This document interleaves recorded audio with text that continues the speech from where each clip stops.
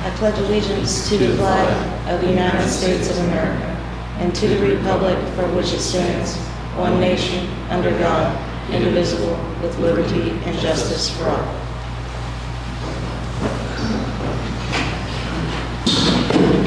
We'll go ahead and begin with roll call. Dan Rottinghouse. Here. John Estridge. Here. Bridget Hayes, I'm here. Curtis Ward. Here. Rick Whitaker. Here. We do have a quorum. Let's start off with approval of the minutes of the regular meeting from August 5th. I make that motion. John moves to approve the minutes. Is there a second? A second. Rick seconded. All in favor? All opposed? Motion carried. Curtis abstains.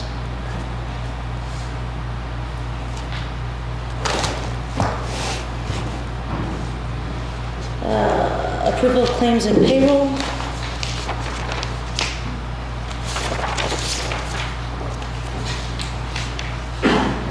Claims $334,019.65, and payroll is $59,289.36 with $163.10 of overtime. Is there a motion to approve claims or payroll? Make the motion to approve claims. Curtis made a motion to approve the claims and payroll. Yep. It's a John seconded. Is there any discussion or questions for Gina? All in favor? All opposed? Motion carried.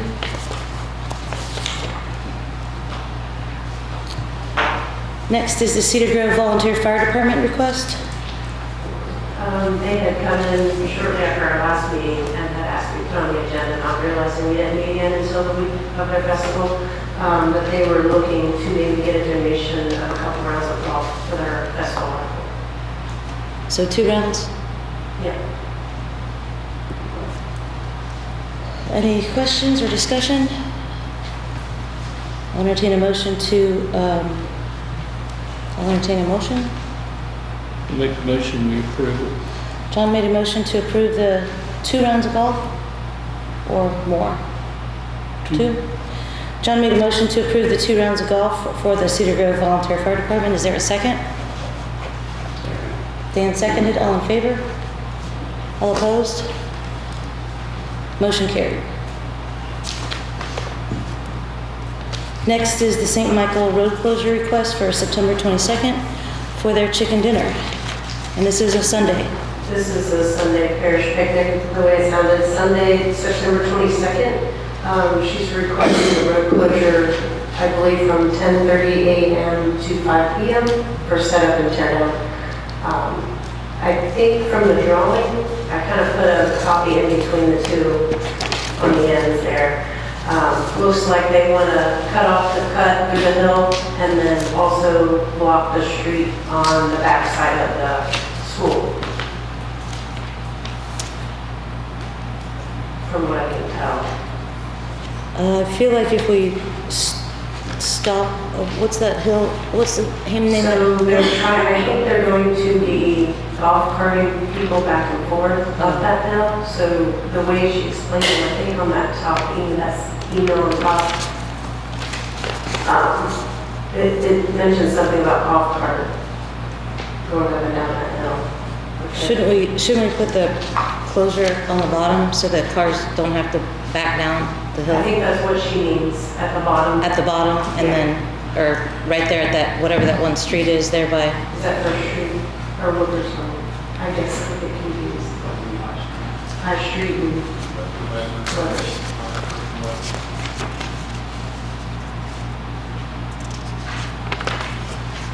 Rocky, do you have any opinions about this? Good to go. Is there are any more questions or motion for the road closures? I make a motion to approve the road closure. John made a motion to approve the road closures according to the drawing. Is there a second? Second. Curtis seconded. All in favor? All opposed? I'm sorry, Dan, did you? Yeah. Okay, 5-0. Motion approved. Okay, next is the ordinance 2024-14 establishing Pella High Foundation Grant Fund.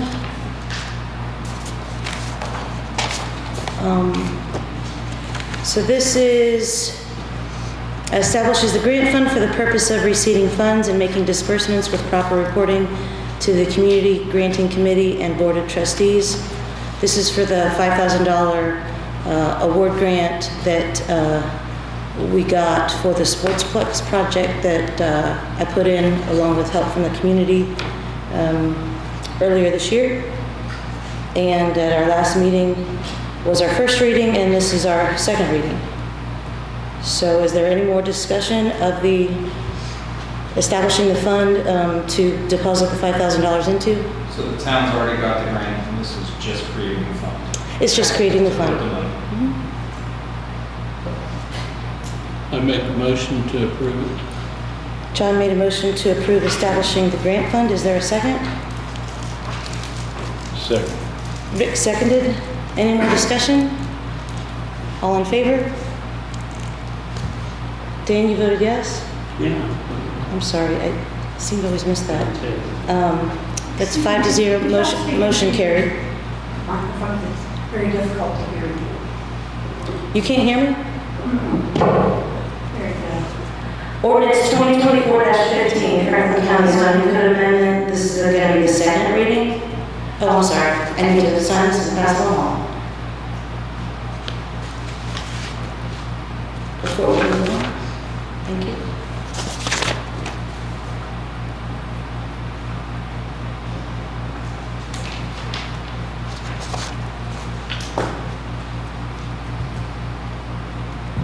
I make a motion to approve it. Hold on just a second, I didn't go over it. That's what you already said that. This is the zoning code amendment that we read for the first reading last time. This is for two different changes to the zoning code, section 80.06.06, commercial intermediate alternate energy systems. They're establishing basically a third level of screening. And then 80.08.10, which is landscaping standards, and they're applying that third level screening to the alternate energy system, which is basically, if anyone does a solar farm, they're just establishing an additional layer. Are there any questions or discussion? You okay? Got a question? Okay, this is from the county that we're just adopting. Yeah. Okay. I'll entertain a motion to approve. I make that motion. John made a motion to approve ordinance number 2024-15. Is there a second? Second. Rick seconded. All in favor? All opposed? Motion carried. This is another signature for all of us.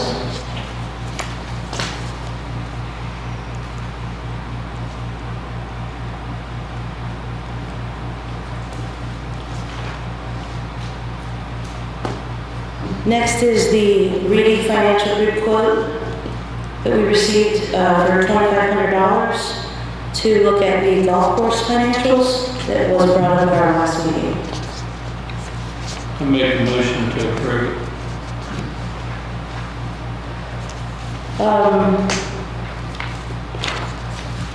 Is there a second? Second. John made a motion to approve, Dan seconded. This is the part of the discussion.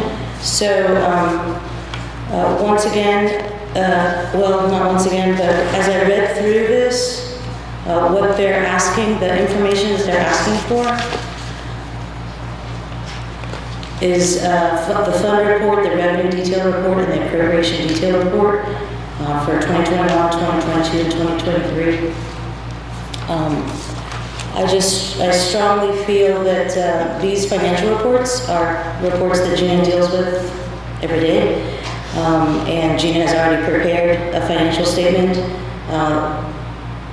And I strongly feel that this $2,500 is a complete waste of taxpayer dollars because Gina can very easily add the principal interest, which is what happened, which was recommended by one accountant for me in the community, and another accountant recommended that we start to establish a balance sheet or a balance statement that would give us a better picture of the financials of the course.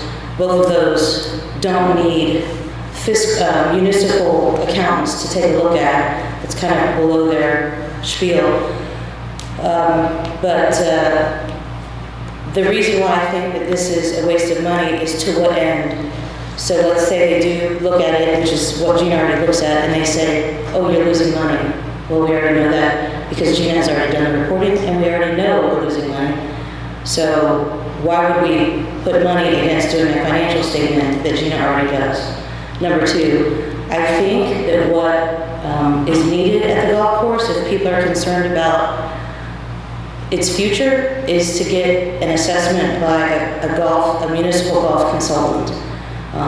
If we get a golf consultant to come in and take a look at the entire property, the marketing, the way we do the grounds, the management, the operating costs, the market, the saturation, what other courses are doing in the area, I think that assessment would be valuable information to us to figure out how to move forward and how to establish a 5-year plan so that we are moving towards the right goal. I think this is a waste of money that Gina already does. And I would rather do something like a consultant would provide us with, which is market analysis, that we don't know, but they do. Because running a municipal golf course is not new business to some of these people. So I would just like to at least say that and say, this is just a complete waste of money. My motion stands. Yes, I understand that. I'm allowed to talk, but it's time. I thought you were done. I'm sorry. I thought you were done. We have 2 other council members though. I just said my motion stands. That's my answer. Thank you. Do you guys have any comment? Any discussion? All in favor to approve the 25? Yes. Dan already seconded it. Okay. I was afraid to say second after you said that, because you got trouble.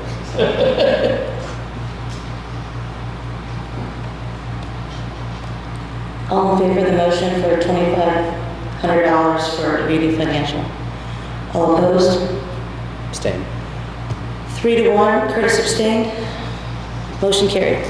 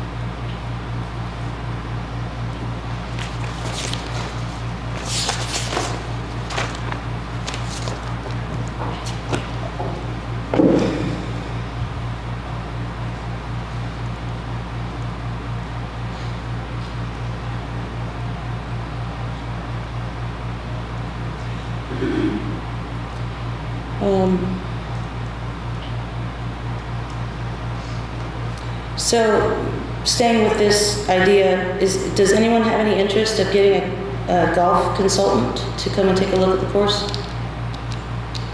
I've contacted 3. I'm asking them for quotes to see how much it would be.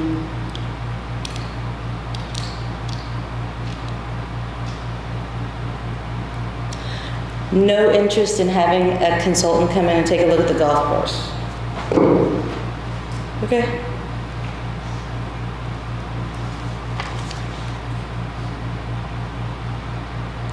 Next is Main Street Brookville lease for 632 Main Street. So we do allow Main Street Brookville to use our property at 632 Main Street for their offices.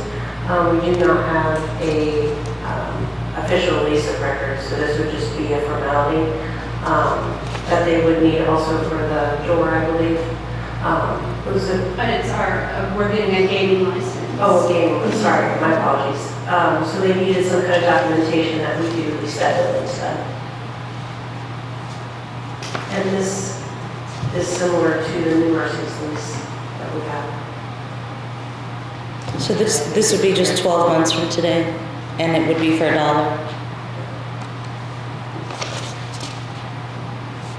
in tomorrow and then 2025, August 2025. Any questions or discussion? Is there a motion to approve the lease for Main Street Brookville? I make that motion. John made a motion to approve the one-year lease with Main Street Brookville for 632 Main Street. Is there a second? Second. Rick seconded. All in favor? All opposed? Motion carried.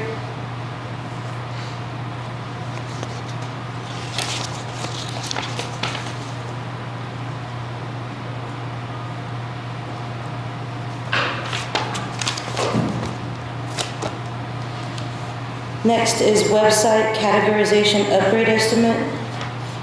So this is what normally a town manager would do, would be maintain our website, but I'm doing it in the absence of one. So what happened is the website developer saw that the plugin where we list all of the businesses on Main Street was somehow messed up. So he went to fix it and found out that he actually has to put them back into categories, and that would be an extra $150. So again, if a town manager was here, they would have just approved this outside of a meeting, and then we would be moving forward. But we had to wait 2 weeks to come back to the council to get this approved, since I'm the one that's looking after the webpage.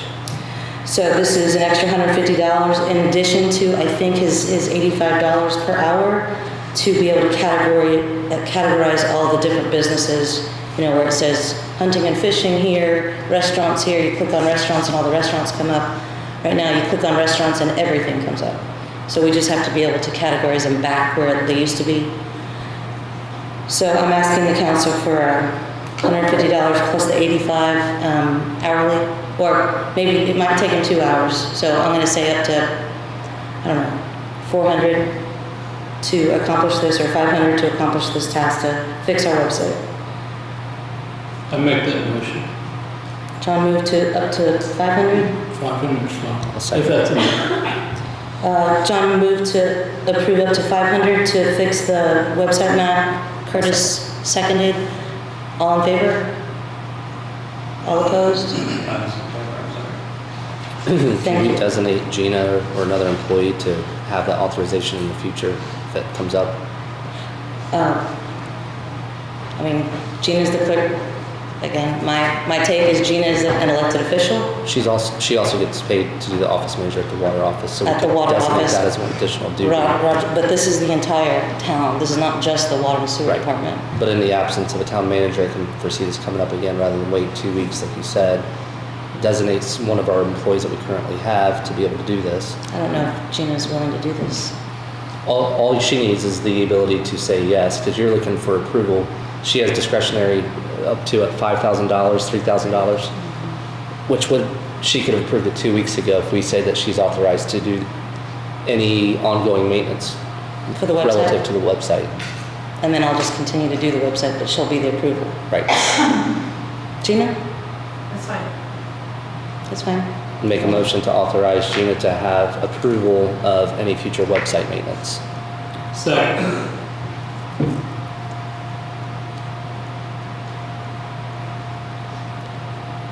Up to her normal. Right, Is it 3,000. 3,000?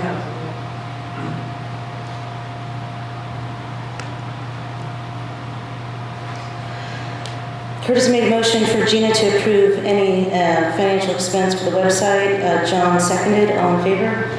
All opposed? Motion carried. Thanks, Gina. Next is the Staying Alive grant application. I don't have that. Is that somewhere in our? I thought somebody told me to put it on there. Did you guys apply? Yeah, we already filled it out, turned it There in. you go. Staying Alive, we filled out the grant, we've turned it in, we're Turn the just, mic on. I think it's, is it green? can you hear me? Can you hear me? It's flashing It's- red and it's green. blinking.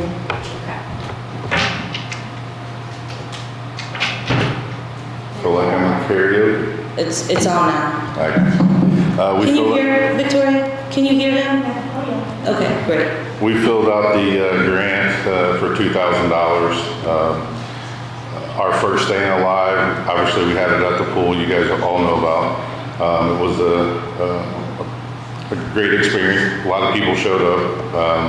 I'd like to do that again for next year for staying alive. Do the same with the pool. Open it free for the public, for the kids and everyone to show up. The 2,000 will basically go for like the food and supplies and whatever we would need to with that. I don't know everything that we would have to get for next year, since the sheriff's department was working with us and they already had a lot of their supplies. So they might, my understanding could be in the county somewhere doing it at a different location, and we would just be here doing it here. So the grant was filled out, and I would like the, basically the board to agree to do that again at the pool with free charge. I think we already decided that at our last meeting to submit for the grant, so I think you're good to go there. Is for the pool area, would that still be, did that go off? Yeah. Are you there? Can you hear me? It's back flashing red and green.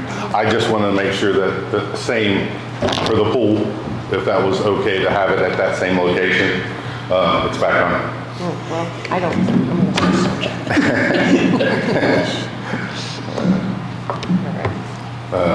Is it okay so that we know the location, that we could still have it at the pool and we could still do that? If the board was okay with that? Yeah. And free charge. When will we hear about if the application is approved? I believe it would be sometime in October. Can you let us know if it's approved? Yes, yes. Okay, thank you. Next is the Waterworks new hire.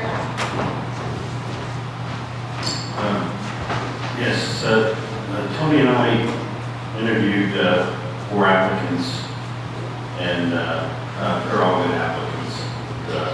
We've agreed on one, it's Thomas Van Meter. He lives here in town. I think he'd be a good addition to Waterworks. He lives on Westview Road.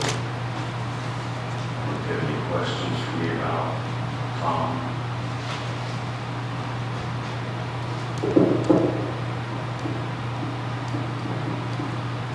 That's my recommendation for the hire. If there's no questions, I'll entertain a motion to approve or disapprove. I make that motion to approve. John moved to approve the applicant for the Waterworks. Is there a second? Second. Dan seconded. All in favor? All opposed? Motion carried. Next is the New Mercies lease. Again, same as last year, just another year. This would be from tomorrow until, September 1st, 2024 until September 1st, 2025. And that is at the 831 Cliff Street location where they're currently at. And this is also for $1.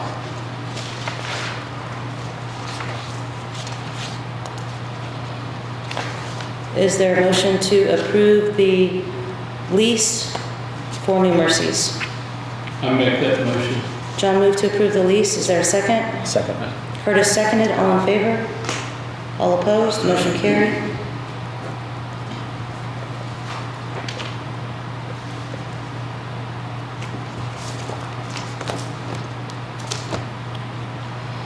Next is the opt-out class action BASF and Tyco settlements for PFAS, which is that terrible chemical that has been found in the water supply in various areas of the country.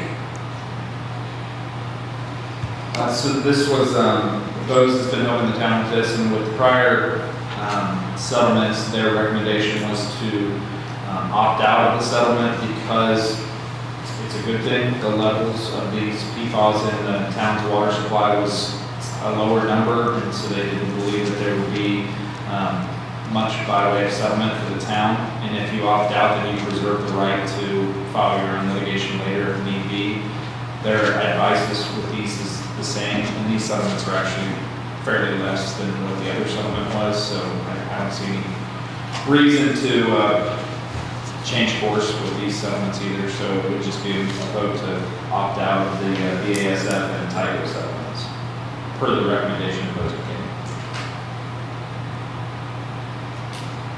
Any questions or discussion?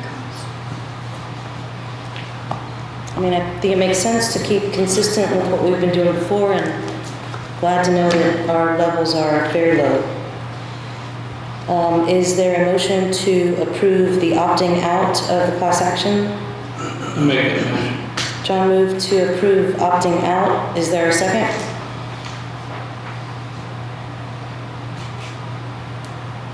I'll second. Curtis seconded. All in favor? All opposed? Motion carried.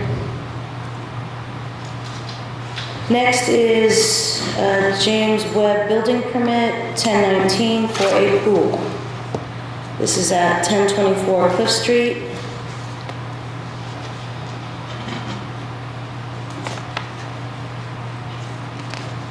This is a pool of indeterminate size. Do we know how big this pool is? 18 foot. Oh, I'm sorry, sir. You want to come up? Thank you.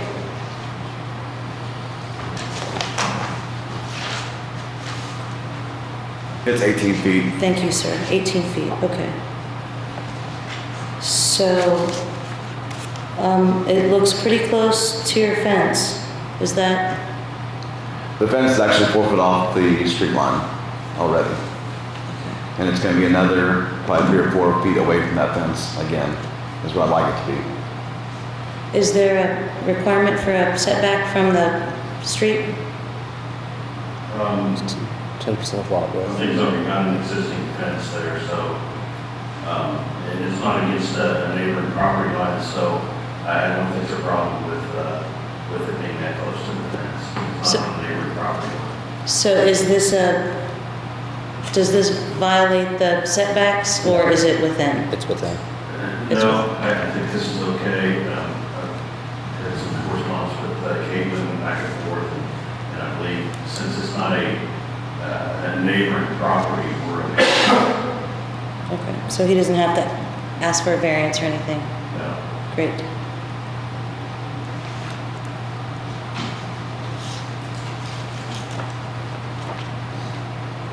I'll make a motion to approve. Curtis made a motion to approve, John seconded, all in favor?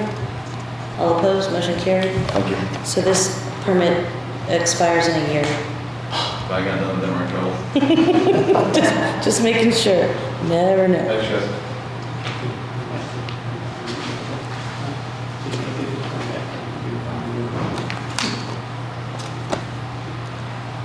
Okay, next is antivirus software.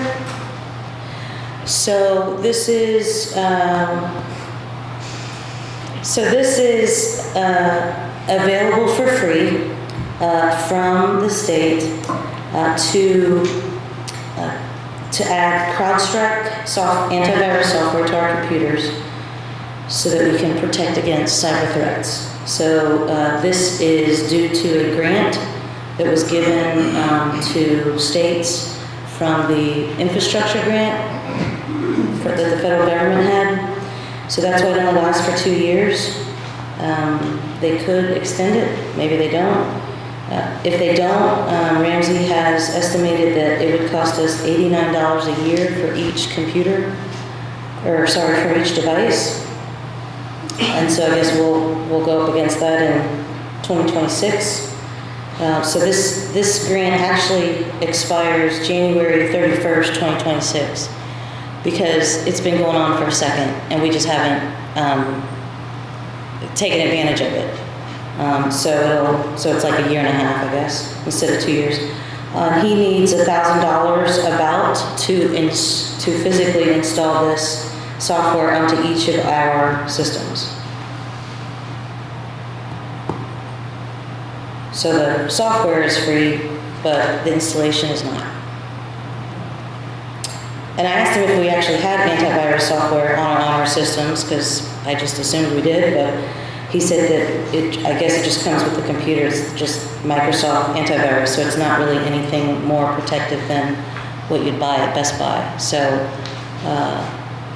I wish I would have known that earlier, but I think this is, most of us are using two-factor authentication, I think, which helps. which is better. He said this would just be another level of protection, so Yeah. I think it's pretty, well, besides $1,000, sorry. Is there a motion to approve him installing this free software for a year and a half on our computers? I make that motion. John moved to approve the bill from Ramsey, whatever it is, for antivirus software around $1,000. Is there a second? Yes, sir. Rick seconded. All in favor? All opposed? Motion carried.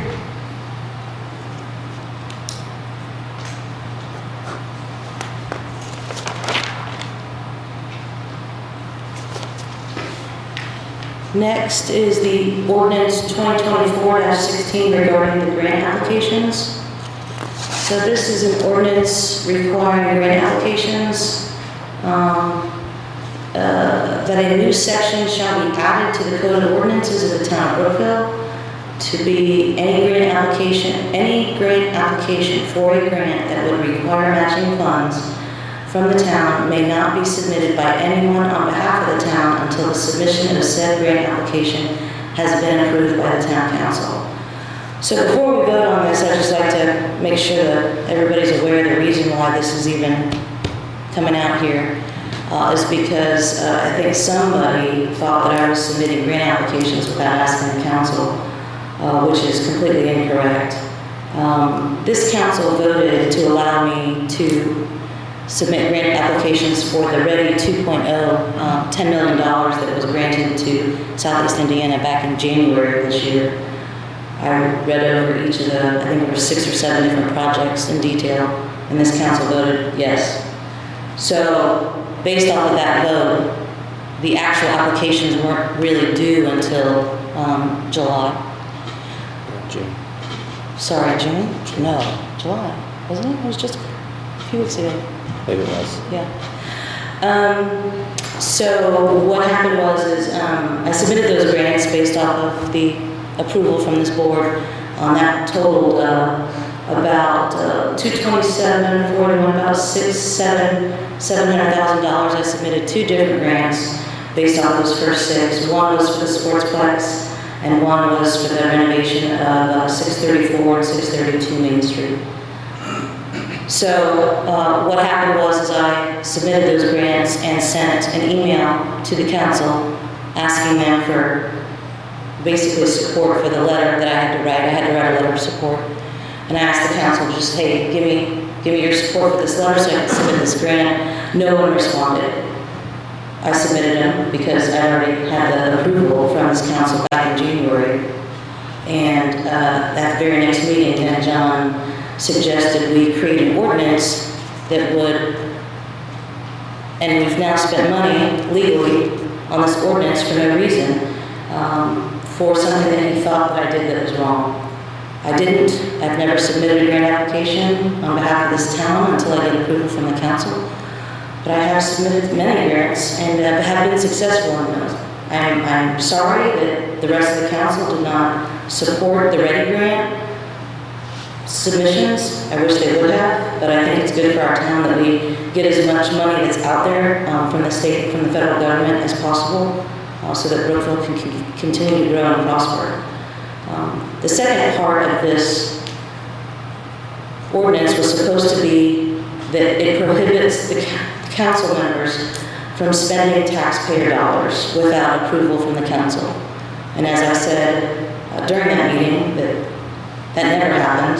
Clearly, I would come to this council asking for $85 for a webmaster to fix our website, and I certainly would never spend tax dollars unless Gina said it was okay.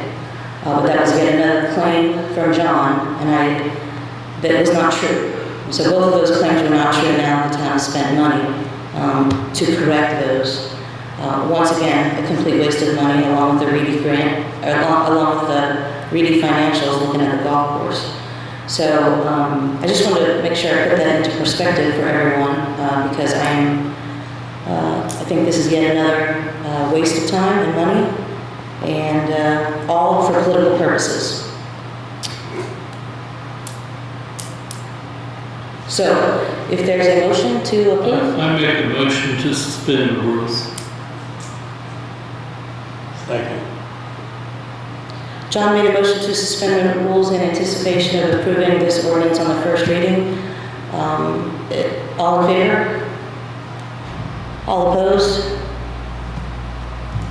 So now it means that this has to come to a second reading And because the vote was not unanimous. correct. And the second part about the expenditure of funds, I didn't do an ordinance on that because it would be superfluous, because that's state statute. That's the way fiscal administration works for towns and cities and counties, so I did not do anything as to that. The only one was the grant. Okay. Thank you for not engaging that political fight. Next is the golf course equipment. So this was a list of equipment that we have at the golf course that is no longer needed, that our golf course superintendent wants to go ahead and try to sell or trade or do something with. So I sent an email out about this. There's Indiana Code 5-22-22 governs the disposition of surplus personal property by a governmental body. And just looking at to sell property without advertising, it has to be less than $1,000 for a single item or less than $5,000 in the aggregate. And just looking at the list, it looked like that may be more than, it potentially be more than the $5,000. So once you surpass that threshold, then you can use internet auction sites, you can use an auctioneer, there's different ways that you can take sealed bids. There's different ways that you can try and dispose of the property, but you have to follow those. Now, prior to the meeting, Gina had asked me about if there was if you can trade it in, if they were purchasing new equipment, if any of the equipment could be traded in. I've not dealt with that before. Anybody I've represented, a leaf truck they put on an auction website. There's a certain number of auction websites that say that Indiana's pre-approved that you're allowed to use without having to go through any other approval process. Or, they'll use an auctioneer, we'll compile vehicles together and use an auctioneer. I haven't had anybody make that request before about, can I trade it in? Like you or I would. But if you want me to look into that, I can. Otherwise, then I would say we need to explore the option of listing this equipment somehow, however the council would like to do it. I think the way that we did the pool equipment was just list it and ask for sealed bids for all of it or part of it or whatever. I think you guys got maybe one or two and you just... We disposed of it. Right.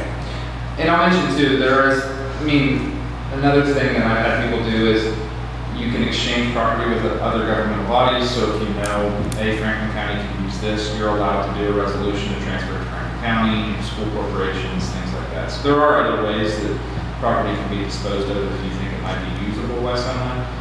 But yeah, if it's going to be sold, Can you put a dollar amount on that, like if the county wanted it? Or is that transfers all free?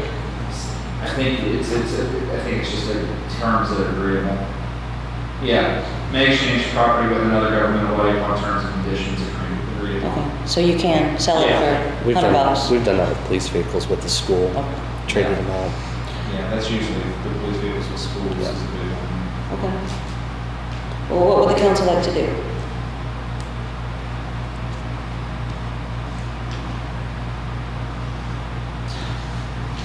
I'd say if they're no longer useful to the town, advertise sealed bid like we did with the pool and go from there. Now, when we advertise it for a sealed bid, can we put the value next to it? Like kind of giving people an idea kind of what we're looking for? Or is that possible to do? And you can set a reserve, you can set minimum bids. Okay. Okay.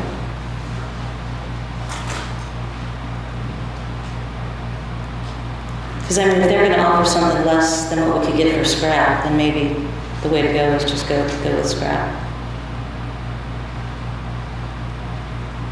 Okay. Was that a motion? It was. Yeah. Second. So Curtis made a motion to advertise all the equipment in a sealed bid and put minimum bids on there. Do you want to say what that minimum bid should be? I have no idea what these would be. Yeah, I think we just let them just like try to decide. Okay. I'm sure maybe he would know or maybe find a way to look it up. Yeah, okay. So we'll find out. Are these items that are being replaced on next year's budget, or are they just used up and done? I am not sure. Do you know, Ron? I'm assuming this. Oh, Ron's here. There's scrap.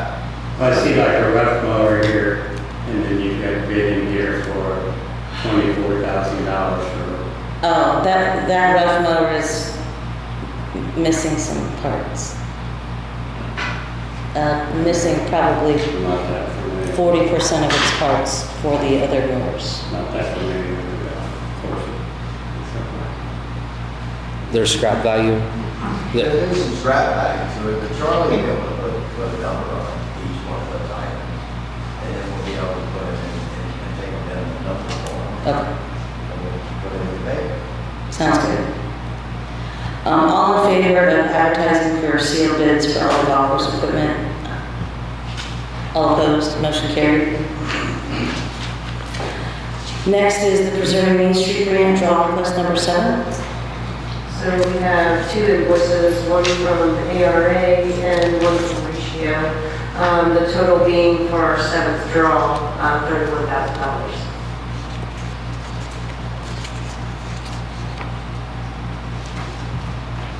We have not received another construction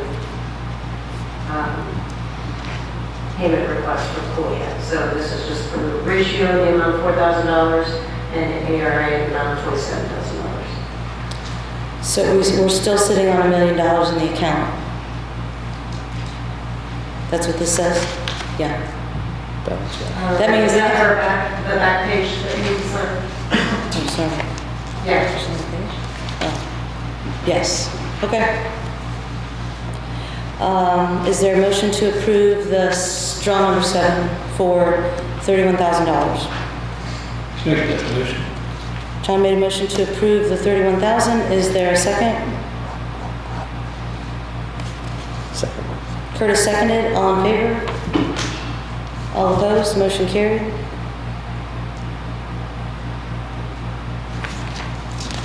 Is there a time limit on that, when they're gonna be done with that?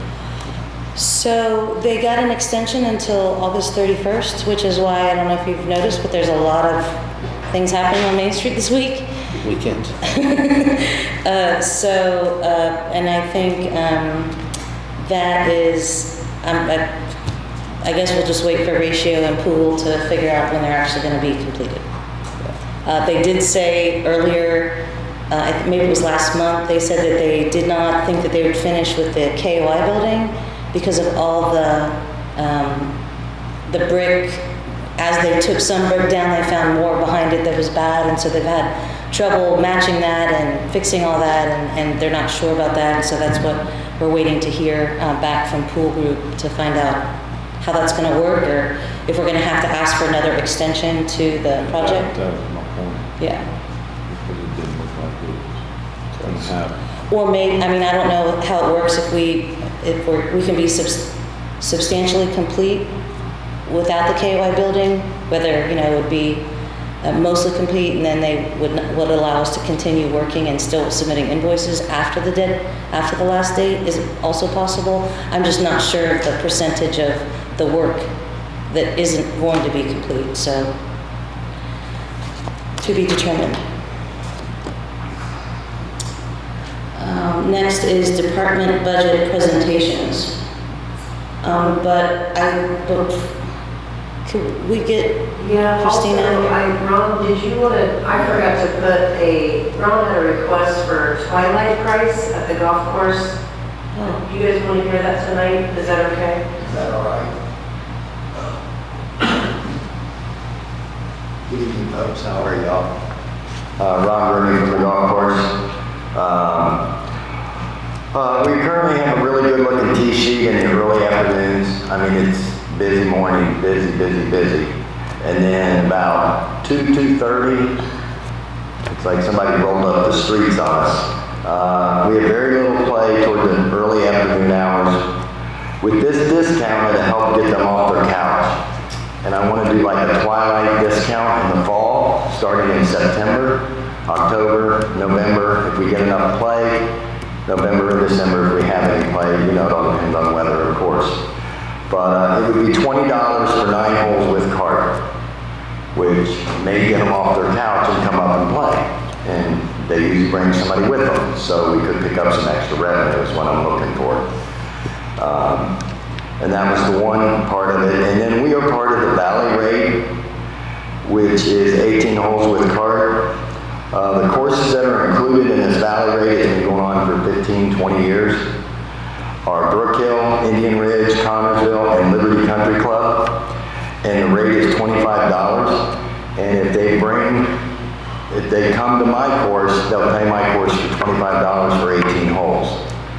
If one of our members goes to Indian Ridge, which Andy Anderson is all about it, and he only charges $25 for them to go there, and to go to all these other 4 courses, and we get a lot of play from other courses that normally wouldn't come, and we want to continue that in 2025. I just wanted to bring it up here, because it's something I'm really strong. I feel like it's the right thing to do, and we get more play from other places. We let our people play at other places, and everybody wins. What time would the twilight start? Twilight would be 3:30. 3:30 now, and then that time would then change? It would probably go back to 2:30 when the time changes to where you can only get probably 9 holes in, because it's like 5:30 it starts. Later on in the year. But I like to stick at 3:30 and until it gets, that weather changes on us. So, the time change. Okay. So that was the only thing I had. Thank you. Thank you. Any motion on Ron's suggestion for twilight charging and valley charge? Twilight for $20 and valley charging for $25? I make that motion. John moved to approve both prices. Is there a second? Second. Curtis seconded. All in favor? All opposed? Motion carried. Thanks, Ron. Can we get Christine also? Yep. Is she? So everybody should have a sheet from Christine. I sent it to somebody, and I printed it off, so it should be in front of you, or Main Street, Brookville. Can you talk about Dora before you start? Is that part of it? Dora's included in here. Go ahead. So yeah, I just wanted to kind of give an update. I'm short. I just kind of wanted to give an update on what we've done with Main Street here in Brookville so far this year. So in 2024, our initiatives and successes have been the business incubator workshops that we held earlier this year.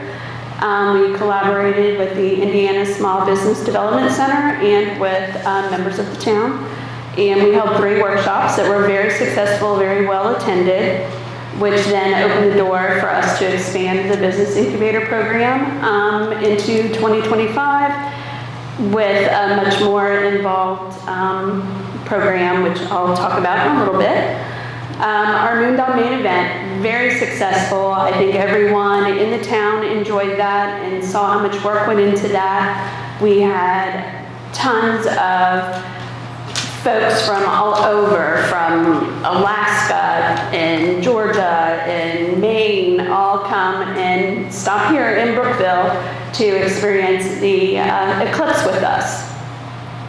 So, we collaborated with teachers at the middle school, with different science, so the scientific community, all of that to make it a learning experience as well as fun. We worked with the Science Foundation, received a grant for that helped us pay for everything that we needed for that event. with Dora this year, working with the town, and we successfully applied for and were approved to receive the Dora designation. Main Street has been working on the signage, the logistics for the cups, for the restaurants and bars, the sharing information to all the businesses, and we are going to be scheduling an informational meeting for all of the bar and restaurant owners, any business owners, and just the general public if they want to come, if they have questions. And of course, we want all of council there because you guys are going to be asked questions when you're out and about, and this way you can get the information you need to share and have the correct information. We will have someone from excise there as well to help answer all the technical stuff. We're looking at September 5th for that, but I will send more info out to you guys once we get that locked in. Our Main Street beautification project, I went down to the Main Street America conference, the national conference down in Birmingham, and learned a lot. Visited a couple small towns in Alabama on little field trips, and saw that, number one, Brookville is actually more beautiful than a whole lot of the other towns. Jasper, Alabama, they do a lot, but Brookville is a much more beautiful town than theirs. And so I brought back some ideas that we've been trying to do with just general beautification this year. Small steps. You notice the toss pillows and that kind of stuff on the benches. We've got a lot of good feedback on social media about that. And we've only lost 3 pillows so far, and that was probably weather related. So, that's just something that brightens up and cheers it up. We want to do things to the front of 632. We're running into a couple logistical issues with that, but we want to make that our building lead by example and make it look really good as well, to go along with all the preserving Main Street facade improvements. We also, the Chicken Festival and Fry-Off, I guess this will be my first experience with that, but from what I've been told, this is going to be much more, more involved and just a little bigger, and we want to grow that every year. We have a Rolling Stones tribute band coming. We also have the only official Colonel Sanders in the country that will be coming and, entertaining the kids in the crowd and that kind of stuff. So Yum Brands was good enough to allow us to have their Colonel Sanders. New events.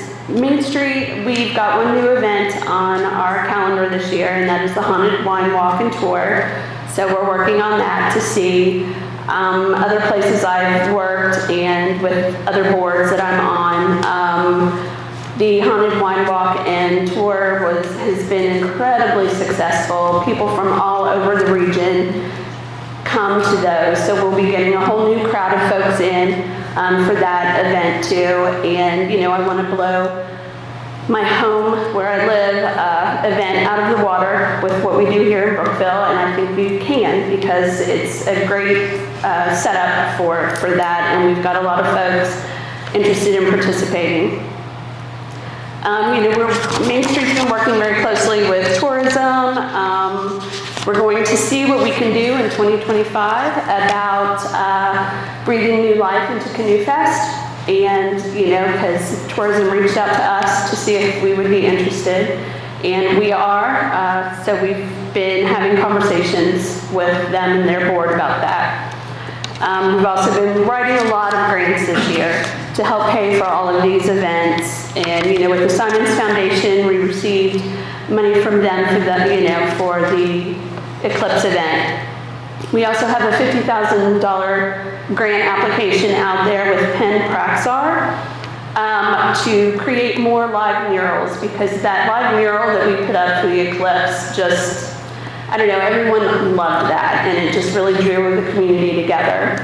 We also have a T-Mobile grant app out there, and that one we want to use for portable handicap ramps at a lot of our older buildings so that we can make the access easier for handicapped, for elderly, and for families with strollers to get in and out of some of our businesses and buildings.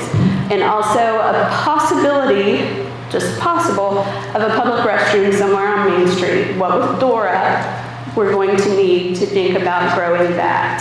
So that's a grant we've got out there. We also just, we're in the process of applying for a grant with the Templeton organization for an augmented reality mural project.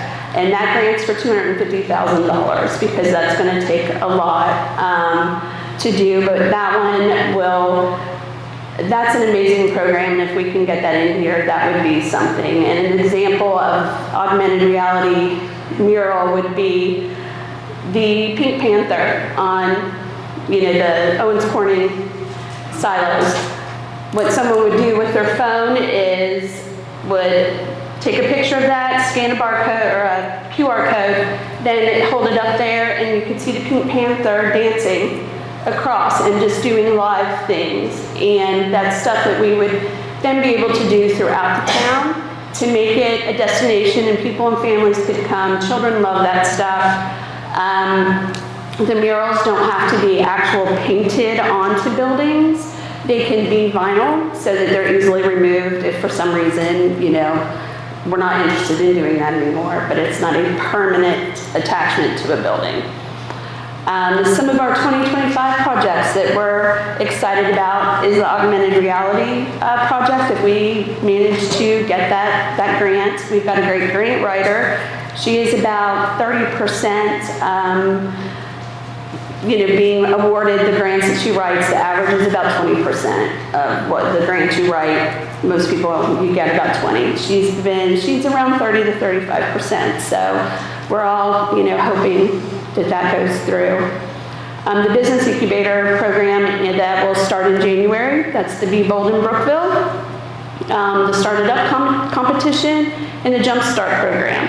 We've got a grant for that. We've been working closely with a bunch of business owners, different people on our committee, and we are just really, really excited for that opportunity for the town and for local entrepreneurs to come in and open new businesses here in Brookville.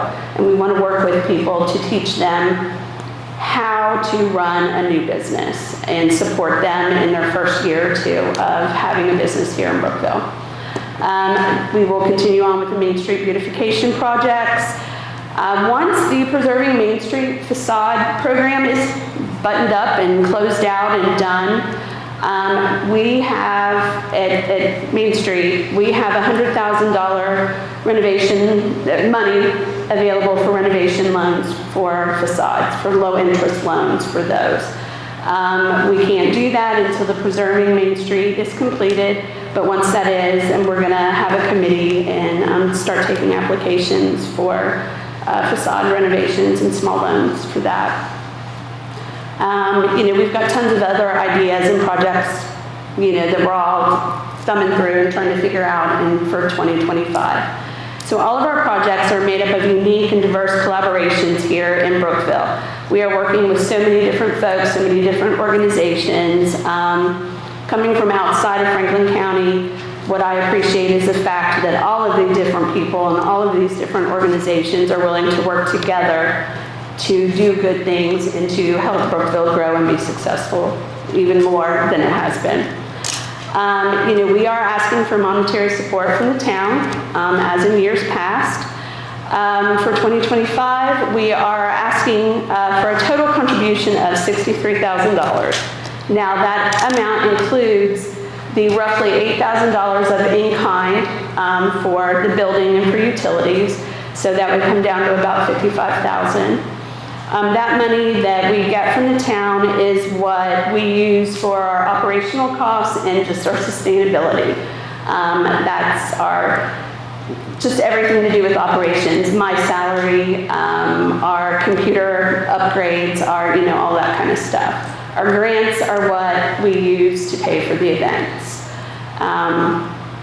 So, we greatly appreciate all the support we've had from the town since I've been here. You guys have been very supportive, and I've been excited to work with you guys and to make Brookville even better and to continue to, grow it and grow businesses and have fun events that will help the businesses.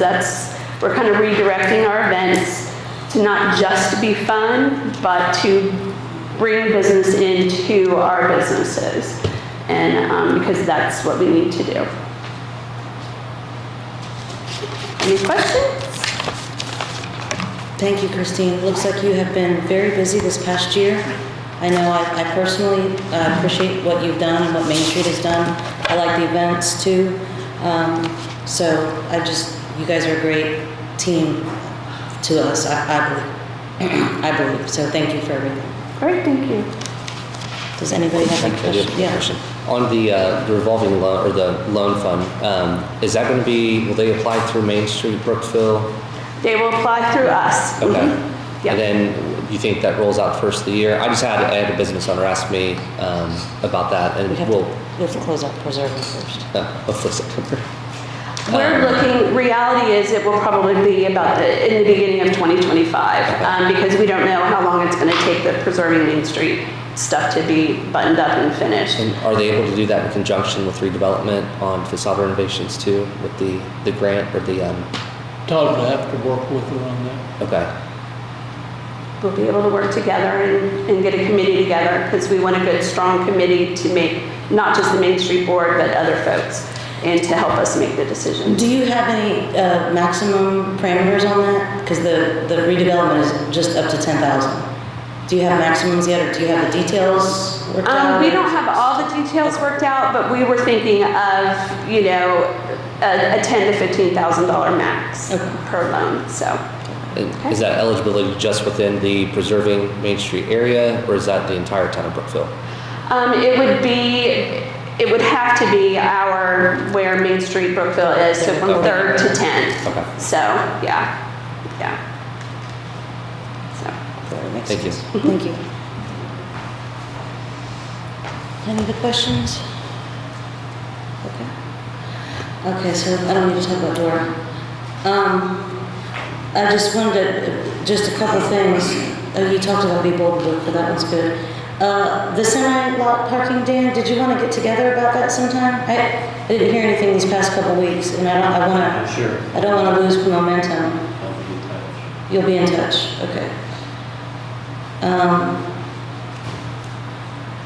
So just, I think it was 2 weeks ago when I prepared the memo along with help from a community member to submit to the SIRPC, so we could ask them to submit the request to Okra for the income survey. So again, I did that memo. It would be nice if we had a town manager to be able to do that kind of memo instead of me, but I just want to make sure you guys knew I did the memo with help from a community member to do that. And SIRPC submitted that to Okra, and Okra approved the memo.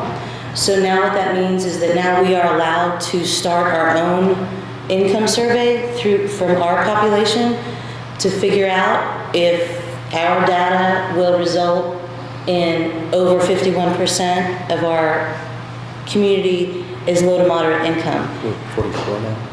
We are now 44, and hopefully this survey will put us over 50 so that we can continue to get grants from Okra. So that's why the letter was important to be written, to be able to convince them, and it did, so that's a win for us. And so now this income survey will be happening probably in the next couple months. And who conducts that? SIRPC is doing it for free, and well, they're pretty much doing it for free. And all the responses will go directly to them, and they'll compile them and send them to us, to everybody. And they are pretty confident that it'll come back with over 50%. That way we maintain our eligibility with Okra, and we can still continue to ask for grants. Did they explain why they think it dropped from 7%? Because we were over last time, or 5 years ago. Barely. We were 51%. We were just barely over. I can't recall that conversation on why they thought it dropped. It's just some communities drop. It's a survey. It's never, everybody gives that information. It just depends on who returns the survey and how they extrapolate that information and statistics. And sometimes it can be wrong. So that's why if you do a specific survey in a specific community, you're more likely to get correct information back. And that's why they think that this survey will come back good. And this impacts us at this point. It impacts redevelopment because they're in the middle of preparing to submit for a comprehensive strategy plan in, I think it's October. And if this survey comes back and we're less than 50%, they cannot submit that grant, and that way we lose out on like $90,000. Or we just don't do the comprehensive strategy plan. So anyway, that's very important. I just want to make sure everybody knew that that did pass, so surveys will be going out. I also wanted to talk about iWork for a little bit. So iWork is the software system that the council passed here several months ago, and it has been very exciting to sit in with all of our department heads to figure out how to use this system. And again, if we had a town manager, this person would be kind of spearheading the learning and the training of all the department heads, but since we don't have one, I have been doing it. And we have been learning to put codes in, code enforcement in, permits, our fleet management along with all the maintenance for our fleets, pavement, signs, water, sewer, and work orders. So this really is touching every department and Amy, really. And it is a very exciting set of software, and I think it'll make our lives a lot easier. At least it'll maintain our history a lot better. We'll be able to access information a lot quicker versus handwriting it on a piece of paper, which is what kind of we do with a lot of this stuff. And then, of course, it'll be easier to pass it on to the next person, the next person, the next person. So that is working. We are still in our 60-day training period, which started on July 15th. And ends on September 15th. So we meet with the iWork people once a week, about two different people once a week, so it's like 2 meetings a week. Any questions about iWork, how that's going? Next is, at our last meeting, I asked council if I could apply to a free program from IU so they could study teach us, come up with a cybersecurity plan. When I did that, there was a little spot in there that said this process could take about a year. Okay, they haven't even responded on my application yet, so I'm not sure if that's something that they'll even do for us, because I don't know if they get so many clients, then they turn away some. So what I did is I looked at the IoT, which is Indiana.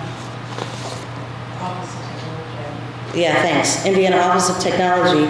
And they also have a program to develop cybersecurity plans. It's called CyberTrack. And they said that it might take about 7 weeks to do, which I think is a little more doable, especially because we also heard back from Triad, who was doing our asset management plan for the water and sewer, that we employed them to do last year. And they've now told us that a cybersecurity plan is a requirement of the asset management plan. So we don't have a cybersecurity plan, everybody, and that's what I'm trying to find out how to get for free. So what I'd like to do is go ahead and engage the IoT people and see if they will help us with this about 7 week program. It's a free program to help us develop a cybersecurity plan. Do you need a motion? I would like one, yes. I make that motion to approve. John made a motion to approve me engaging with IoT for their CyberTrack program. Is there a second? Second. Rick seconded. All in favor? All opposed? Again, I'm doing this because we don't have a town manager, but we have to have this. Not just for our computers, but especially the water sewer, but it's everybody's computer. So thank you for that vote. I appreciate it. The next issue I wanted to talk about, just to see how the council felt, is the Franklin County Bank parking lot. So they have made a complaint that there are people that are driving through their parking lot onto the sidewalk and onto the street. And so I asked council if there's anything that we want to do to try to prevent that from happening, or any ideas or any financial approvals for something that we could put there to stop people from driving through, just so I can kind of close that complaint out. Is anything there our property, Rocky? So if they just come up on the sidewalk and then drive, It's and not drive our up on. property. We can't put a sign anywhere because it's not our property. That's what I'm just asking. It sounds like a bank problem. Okay. I mean, I ain't saying I won't go for a sign there, but it sounds really like it's a bank problem. Well, I think he was just saying that when they come over the driveway, they're not hurting his driveway. They're just coming through the sidewalk and they maybe could hit some pedestrians, I don't know. And then they come out into Main Street, which I guess if there's no car there, they'd come right straight into traffic. So I think that's why he asked, you know, it might be a bank problem, but, you know, it might be both. I don't know. So I said, I'll just ask the council what they all think. The courthouse workers said it's not people coming out, it's people going in. They're turning left on Main in there because they don't want to go around Progress Street and come back. I'm sorry, what do you mean? They're turning? The ones that are heading north on Main Street are turning left and going over the sidewalk into the parking lot. We used to call that curb hopping in old school. But there's an alley like right next to it. They don't go through the alley? Telling you what the courthouse workers Okay, are saying. that's not what the bank said. The bank said they're coming through The courthouse said no, they're coming in.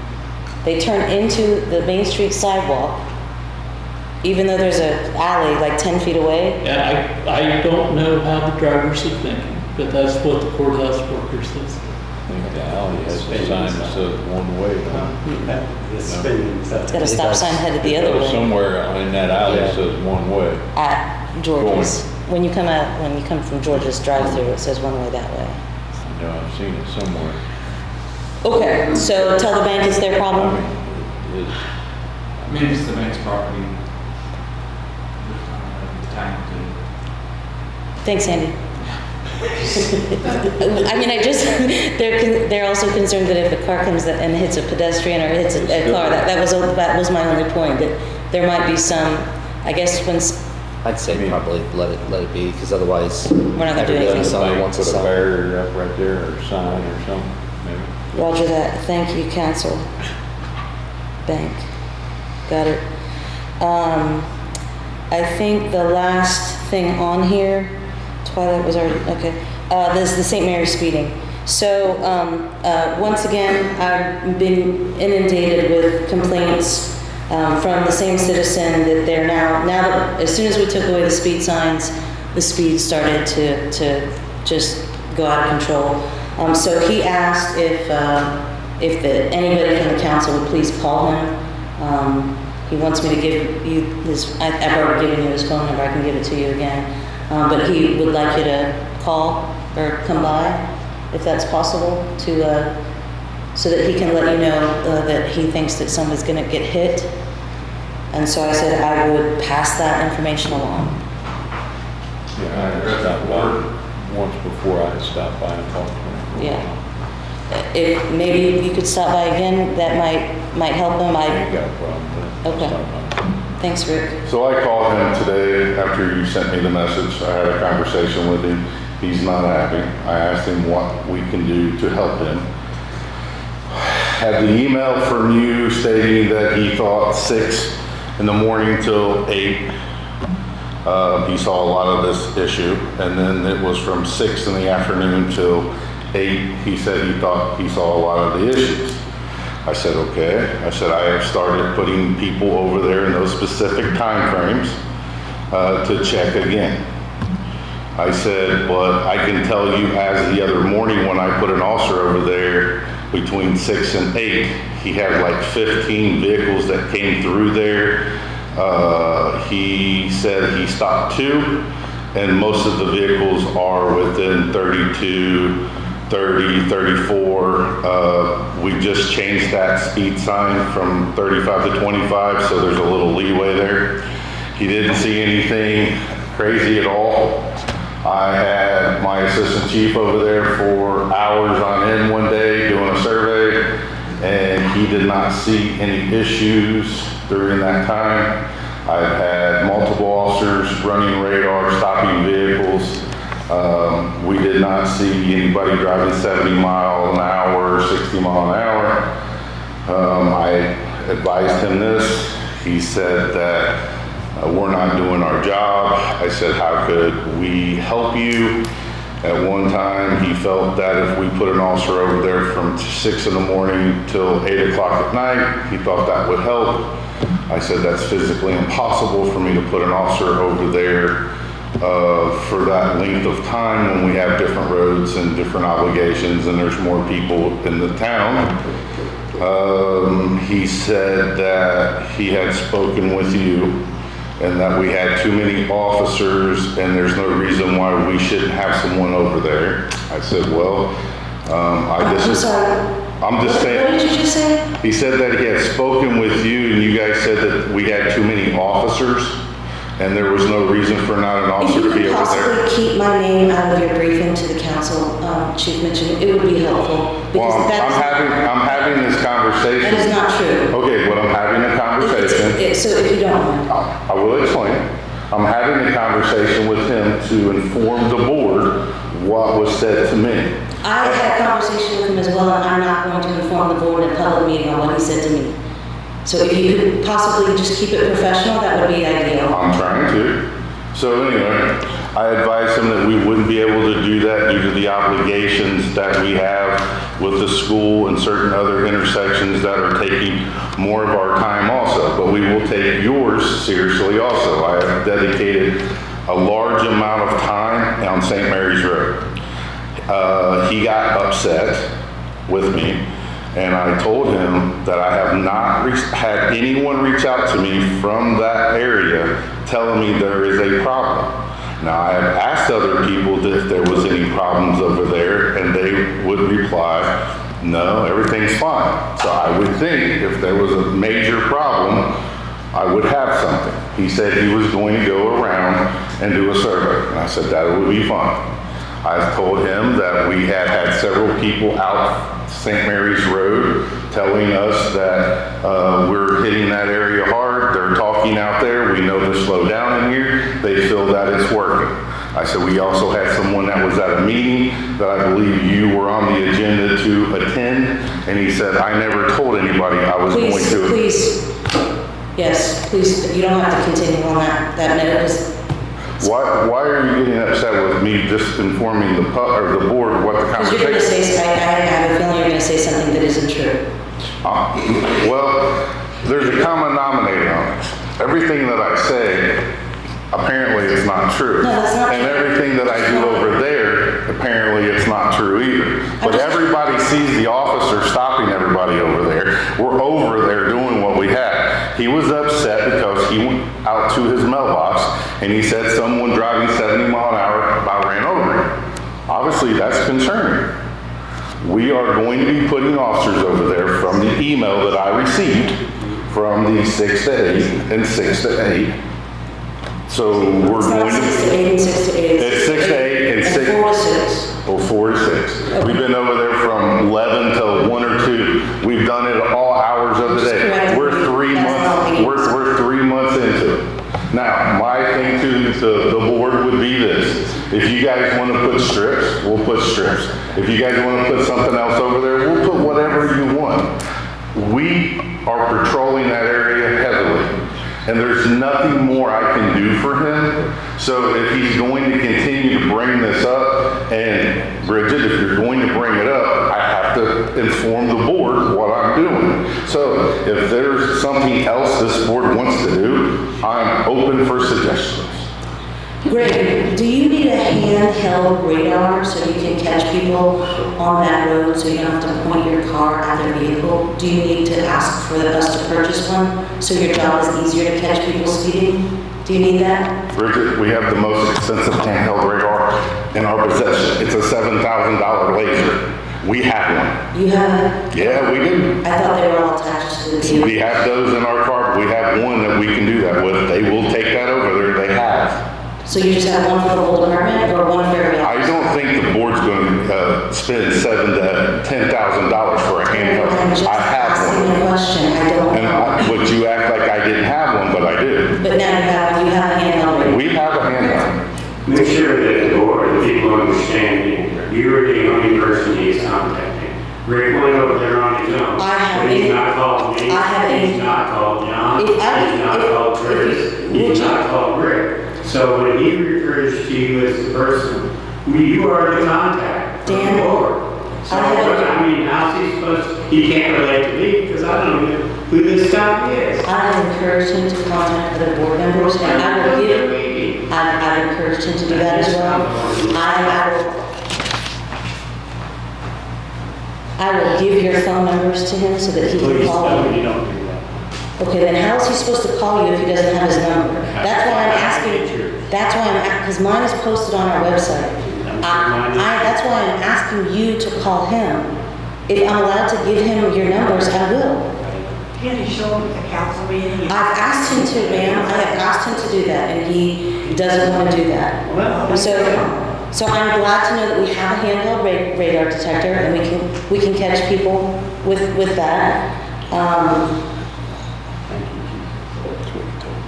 So one of the suggestions that he had today was, can we put a speed limit of 25 on the bridge, going headed out of town on the bridge, on the right-hand side, before you hit the bridge?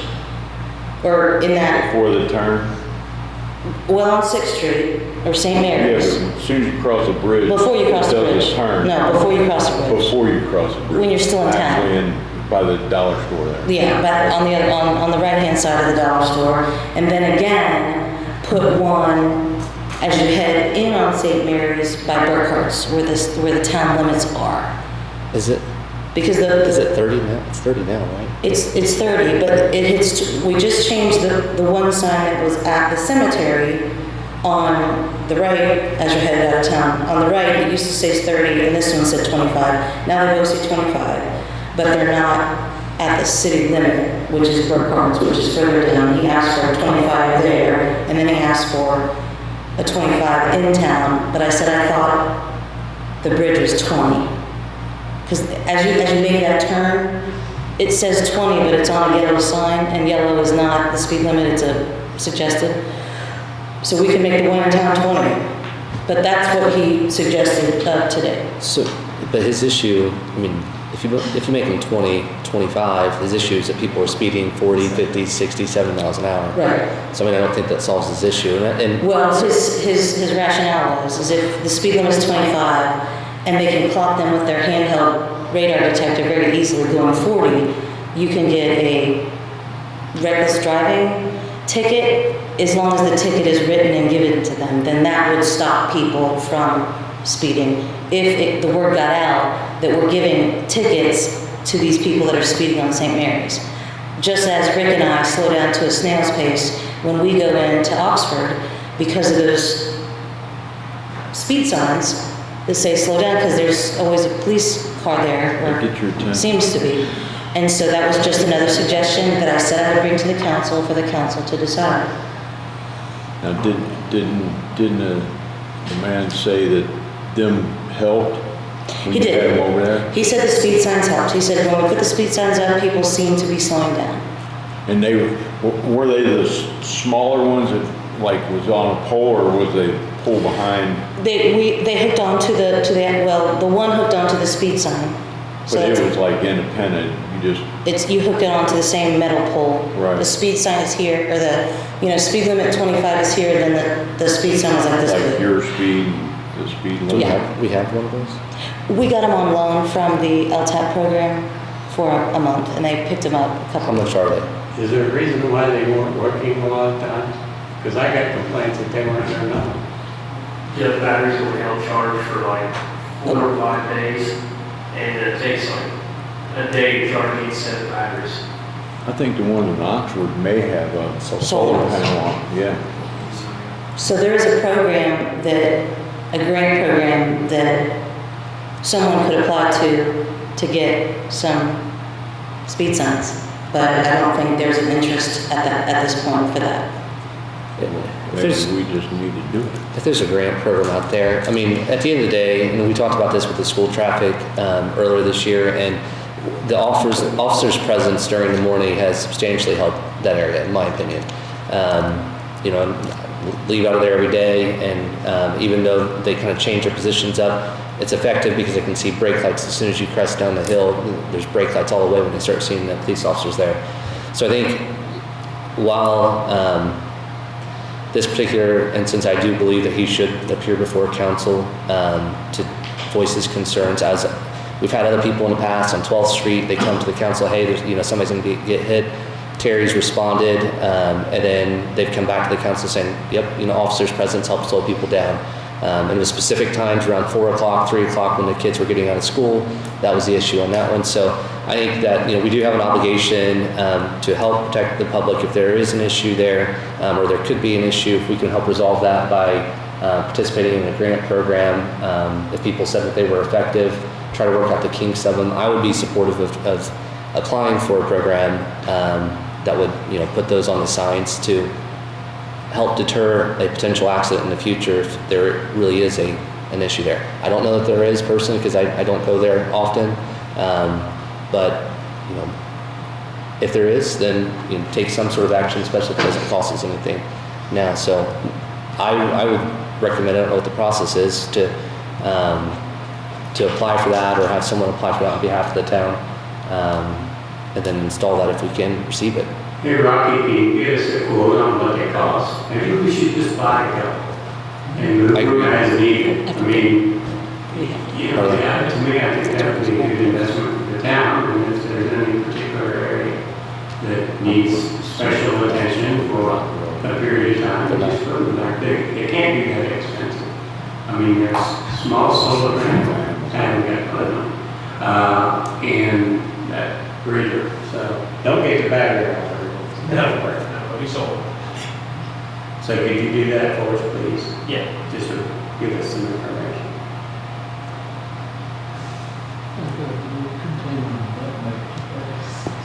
So is there any motion to put the 2 speed signs that he suggested, or no? To get price, let Rocky get pricing first, come back for the board on pricing, and then we can choose whether we want to buy outright, participate in the grant program, and move them around. I'd say in the meantime, let the gentleman know that the council is addressing it, through this result, and that if he needs anything else to come before the council in person, if he has any further complaints. Otherwise, the chief of police has a plan on correcting the issue, and the town's looking at long-term actions. Go ahead. I just think lowering speed limit signs.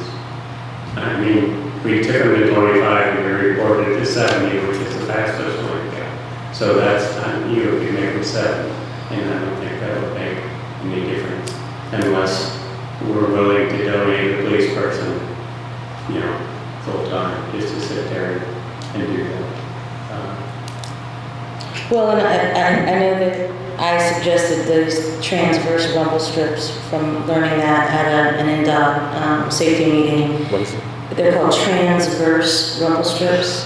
Like the paint? Yeah, I can't remember exactly what it is, but it's not the ones that are so loud that it wakes up the neighborhood, but they're quieter, but they get people's attention to slow down, and they encourage people to put it in places where the speed is pretty fast and then pretty slow to give people an idea that something is changing. And we weren't able to find someone that we normally work with, but I reached out to the state and they gave me a list of vendors that might be able to help us, and I just passed that on to Rocky this afternoon. We'll have to continue to look at those people to find out if they can do anything for rumble strips, because I think those are great to put at the cemetery. But I just don't know how much they'll cost. Now, you're still waiting on the information that was gathered with the speed signs before, correct? Right, so the speed signs before, they're very busy in this office. I don't know why, but they have not gotten to us yet. But I sent her another reminder email. She's like, we haven't forgotten about you, and she'll send that information to us as soon as she can. I mean, we're just at their mercy. That'd be helpful. Well, if they download it, and maybe it can tell us how many cars you know, what the average speed was, and Yeah. all, you know, stuff like that. What they clocked in when they first got into the range, and then what they clocked in when they left the range would be great. And which way is faster, coming into town or coming out of town? Because we know which, we have to tell her those details. So, yeah, it's out there, just waiting. Not on me, but on LTAP from the state. Any other questions about the St. Mary's speeding? Okay, thank you, that was all I had. I guess, sorry, next is the department budget presentations, whoever wants to go first. So I also thought that it would be maybe kind of easier for them to just give a brief presentation of their requests, and then council have an actual working session again another time, because I think it's too much to have it all in one night. And then if we, schedule that special meeting at the end of August, the last week of August, or I have to advertise for the public hearing by September 6th. So I would like to have you guys listen to their short little presentations tonight. Take that next week to maybe ask some questions before we get together next week. If that's okay. When would you like to schedule this next week? After you guys do your calendars, I guess, if anybody wants to figure out some dates and times. Can we just do evening again? That's my only request. Yeah, that's it. I'm okay if we even do it next Monday, same time, just as long as Mondays to work with Andy. Andy doesn't need to be here, it's budgets. Yeah. Yeah, next Monday I'll be coaching soccer. No, we don't really need him for. That's budget. fine. Yeah, he wasn't here last time. He's like, I don't know what I'd say. I think. What time are you? What time? So Monday? 7th, as long as it's not like a 3-hour meeting. Well, I was hopeful that you would have tonight to just make the way you put it to work over the next few days, their requests. Can you do hopefully come to 6? meeting with 6 you. is fine. 6? 6.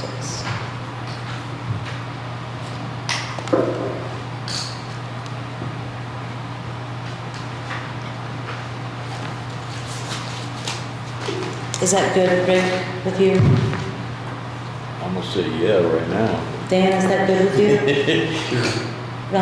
John? Okay, great. Okay, whoever wants to go first then for budget. Robbie, your list is short. Let's look at yours first. You can go up there, or you can go ahead.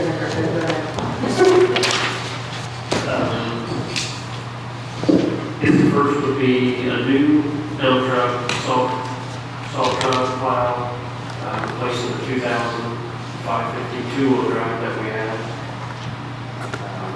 Got to ready to a newer one. I'm not sure if the price was going to be fairly close or not. It was $130 last year when I priced one, so one in 2025. I threw out 150. Maybe catch it. Of course, you got the leaf machine. Before you move on, where did you get that 150,000 number? That was just going figuring 20,000 inflation from 24 to 25. Okay, so where'd you get the number from 25? Did you just get it from? Right, I priced one last year. Yeah, but who did you get it from? Just a dealer? Oh, sorry, dealership, yes, it was Ford down in Lawrenceburg. Okay, thanks. Hackford, I believe it was. Go ahead. And then the leaf machine, that was a pretty old one. For the machine itself is $72,250. It's a Titan diesel. And then of course you have to upgrade to the newer box, which was $13,615. Those two together, it was $85,865.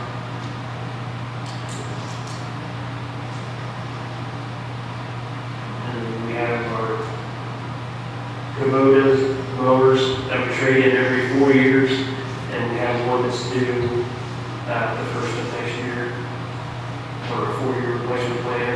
So Dr. Ryan, he said just figure 20,000 on the high side, minus 10% plus our trade-in. And 10% would be like a government discount. And what do you think our trade-in is gonna be? I don't know. Normally, usually a good trade-in is try to keep it under 600 hours, which we're pushing like 800 on that thing already, so probably not as good as what We didn't get great trade-in last time either. It was for parts. Yeah, that was pretty old there. I think they did us a favor by taking it back. Exactly. And then, of course, last but not least is Hidden Valley Playground, and we upgraded that. Get rid of the wood to something I just threw out 50, talked to Nick just a little bit with Randolph Park. And he said that's something that's, he's supposed to be back in town tomorrow, so of course, you know, he's an inspector of these. I'm gonna have him go over and look at that and see what he thinks of it. And see what 50,000 can do for a little playground upgrade up there. Which, by the way, Randolph Park is done. We got the mulch in today. I'll have get prices on getting the ADA sidewalk board to it. And other than that, it'll be totally done. Yeah, I went down there tonight and there were already kids on it. There were 4 kids playing around like they'd never seen playground equipment. It was awesome. So good job.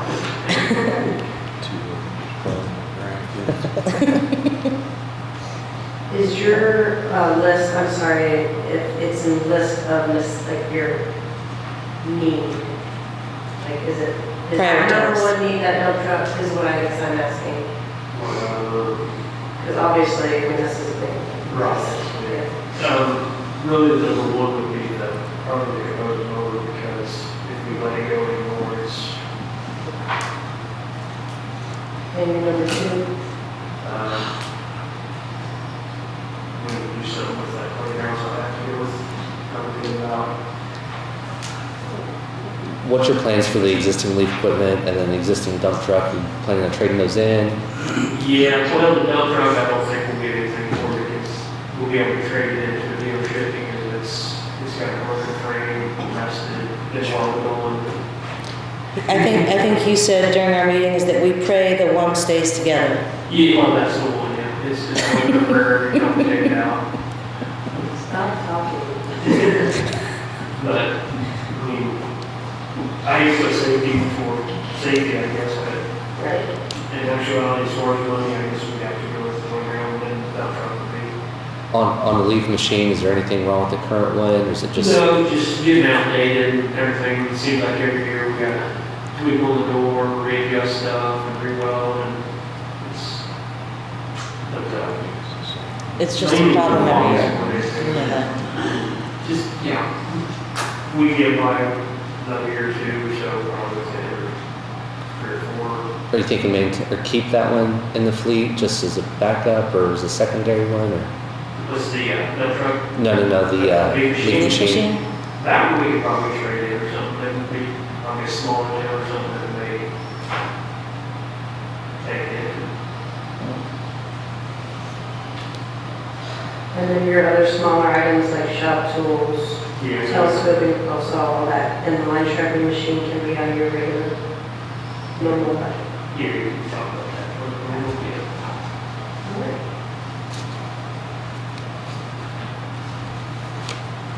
Anything else? Tim, going over your wish list? Does everyone have a copy of the list? Yes. Sorry, I don't have any prices on here. For the water, the main thing we need to get the high school tank painted. I don't think we've had any work done on this thing in 15, 20 years. Which is hard for me to believe it's been that long, but I had a guy come up today and look at it. He should have me a quote in a couple of days for the tank painting. Also need to have well number 2 cleaned and have the motor checked to make sure that it's up to par. And that's basically about it for water. On wastewater, The east clarifier needs work. We had the west clarifier done when we received the grant, the over grant. I think that a roundabout cost to redo the east clarifier would be probably around $200,000. It has been listed on IDEM's recommendation that we get this fixed, but I believe every year that we've had an inspection. So we try to use the west one, we do use the east one, we switch them back and forth every once in a while. The UV light replacement, I'm not sure why I put that on there, because every 3 years we're required to replace those bulbs. And the next, when we shut them down this fall, when we put them back in next spring, they have to be all new bulbs. And that was around $7,000, I guess that's around $7,000 to replace all the bulbs. That's a requirement, so I'm not sure why I actually put that in there. Another item on the list that's been on there since I know 22 is move the main lift controls out of the pit. They're down in the pit, not with the sewage or anything, but they're in the same pit, separated by a wall, but they still get all the moisture and humidity, everything that goes on down there, and that's just not conducive for electrical components. Logan's quote 22 was $62,910, so I think we could probably bump that up to $75,000 somewhere in there with those controls.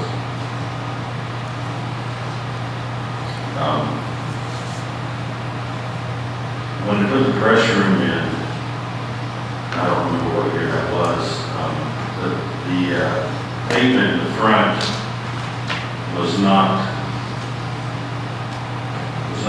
paved out far enough to get these big trucks to back into the pressure room to pull these big dumpsters out. So they kept running into the grass and keep adding gravel. So I think we've got it now to where these trucks can get backed in and turn around and get their dumpster on.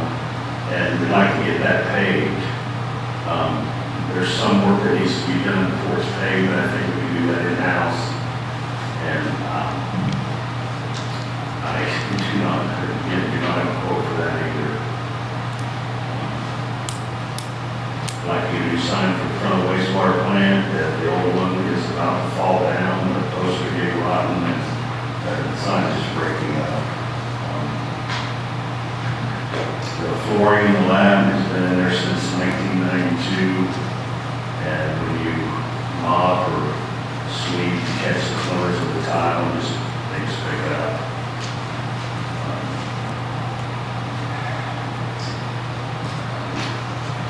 One thing I noticed on one of the old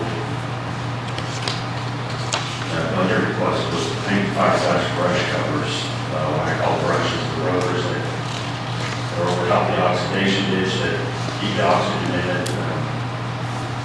Nothing's been done to those covers since probably 92.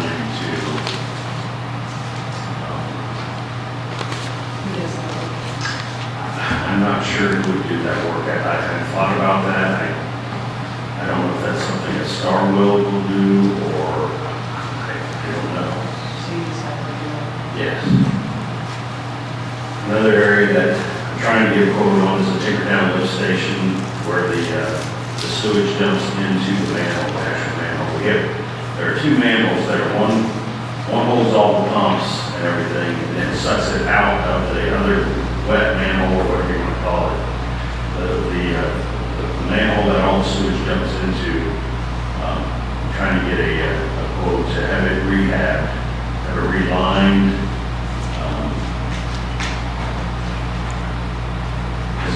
For one thing, it didn't get very favorable rating with our asset management plan, so. Where's that one located, Tim? Tickerton, You know, Where at Tinkertown?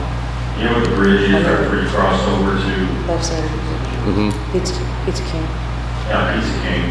If you look over, you probably can't see it right now with all the leaves on, but when all the leaves come off, if you look over to your left, right as you're crossing the bridge, It sits right there in the corner of that yard. It's right up against the creek too.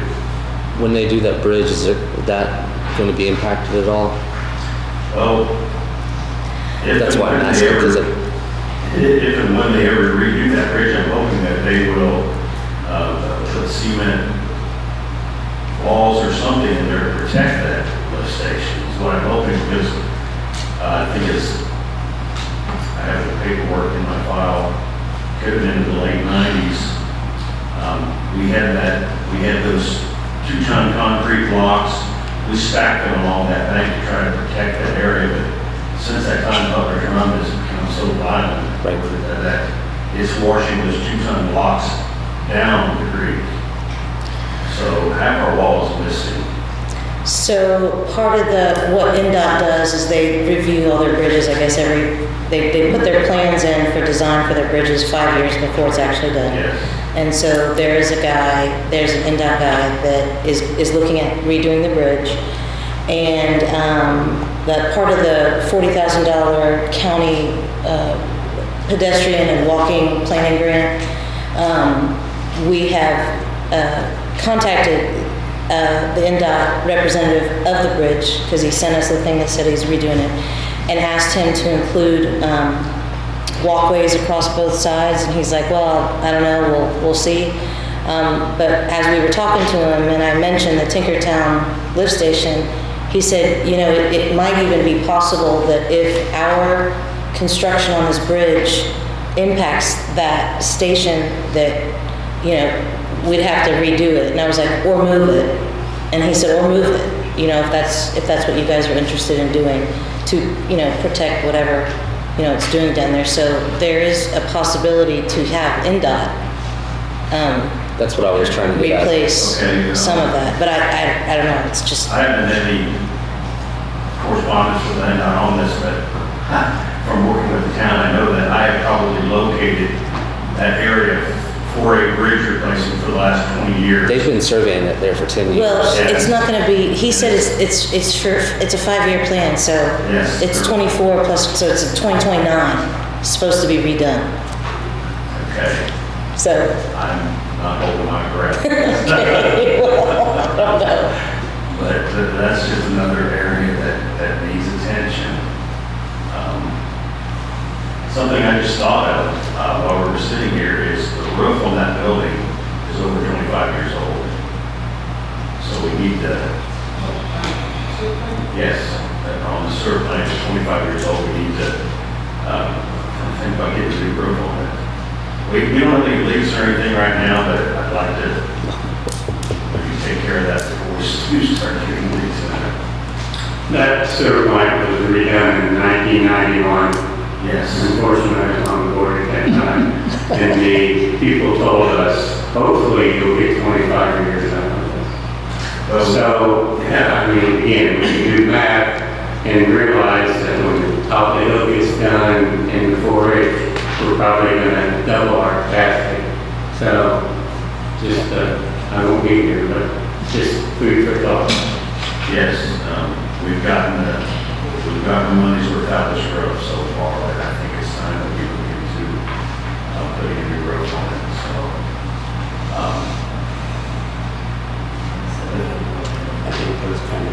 Also have our blower building, I put just to paint the building and probably check the roof out on it also, but there's piping that goes into our digesters, all that needs to be painted and just upgraded, not upgraded, but just painted to make sure that it will last another 30 years or whatever, so. It's really difficult to budget for wastewater plant because, things are running fine today. I can't tell you what tomorrow's going to bring. Can make crap out of it. So, these are just some of the things that are on the list. I realize that we're not going to be able to do all. If we need to do one, be helpful, but over above and beyond the regular maintenance to the, or to the whole plant. So, I think that's all I have, which is about Thanks, Tim. Set it for Would you, are you gonna be able by next Monday to get some prices attached with some of this so we can? I hope to have the tank painting quote, I hope to have it available, and I'm gonna work on, well, I'm not sure which one to work on. I could probably have love to give you another quote on the lift station control, which is, that's a pretty big one. Rehabilitation of the east clarifier, I know that's a lot of money. I don't exactly know where we come up with that right now. Can you I think I was gonna talk prioritize? about redoing Well, probably, what we already I had. prioritize, I would probably say the rehabilitation of these clarifiers, since it's been on my radar for a while. I think it's up. But I would also realize that's probably the most costly on the whole list. But I can prioritize this better for Monday's meeting. I'll try to send it out before then, and I will get whatever quotes I can before then. When's our next rate study for wastewater? We just did our last increase this year, so I was going to ask to do it at the beginning of 2025. Is this the last year of that contract with BR Brookville Lake? Well, this was the last increase for the ordinance that we did, is that what you're talking about? Right. Yeah. No. Yes, but is this the last year of the current contract with Brookville Lake Regional? Yes, it is. We signed So last we- year. Sorry, I thought you were talking about the other thing. I think he is. We'll renegotiate for next year, correct? Yes. Correct. But we probably should also do the reset as well. Yeah, I think, that they both need to be done next year. Rate study and renegotiation with the Brookville Regional Waste District. When they look at the rate study, do we have someone come in and look at the facility as a whole? Because I think I heard Dan mention it, you're throwing good money at bad at some point to where if you've got that much wrong with that particular building, you need that much, like, what's the break even? Do we keep throwing money into a building that's going to need to be replaced, or, components of the wastewater system that's going to need to be overhauled completely? Is there someone who can come in there and kind of look at this and say, is this technology still good? Is the system still good? Yeah, and I think that was part of what I guess kind of expected out of the asset management plan. Because we had the engineers look at everything and do a rating on the buildings, the clarifiers, and the oxidation ditch, everything to see, if we were still, everything was still good. It wasn't done for replacement or anything like that. And so far, I haven't really seen any red flags, except for maybe the Tinkertown lift station. So the other part of the AMP, along with the cybersecurity plan, is that we have to give the AMP to Baker Tilly to assign all the dollar figures and let us know. The engineers did an assessment of everything. The financial people said, this is how much it's going to cost, and this is what we recommend on what you do to fix this, that, or the other, because the asset management plan has, this is a bad piece of, it has ratings on it. So which is the worst rating, and then which one, could be bad, but you don't use it that often, so it doesn't have a bad rating, versus something that is an okay condition, but it's deteriorating because you use it every single day, maybe that has a worse rating. So it all kind of, that's in that AMP, but it's not complete until we send it to Baker Tilly. And that I would hope that they would take that information into consideration when they do a rate study. I mean, it's just we've never had an AMP, so who knows what's going to happen when they look at it. We've never had one, so, and I was hoping that this information, of whether or not, it's time to maybe replace the building or replace this or that, that's what I was curious to find out, and I guess as it stands right now, we're not in that bad shape, really, so, if we have Baker Tilly to finish out the end, maybe that is also a little more information.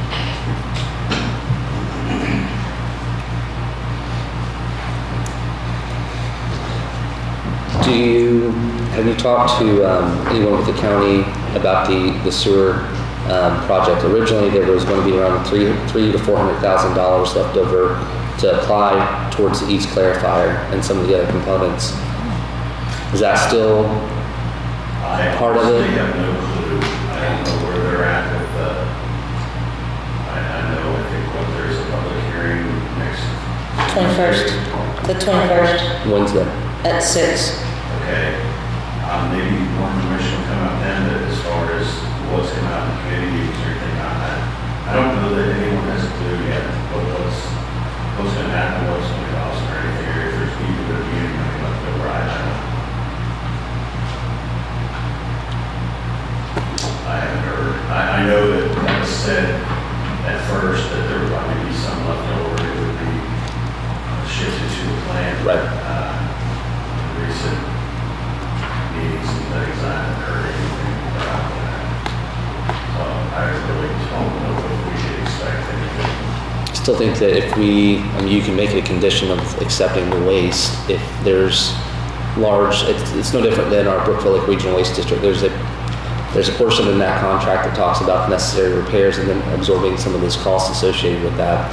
I think if you're looking at some of these things next year that you're absolutely going to need, and you're thinking there's $200,000 for the east clarifier that you can put, that we need in order to make this run efficiently with the 4-H and with the additional sewer from Reservoir Hill, you could bring in as a component, this is what we would need in order to be able to accept that waste. And I think probably more of that will come out when there's a rate study done, find out, the actual cost and things like that.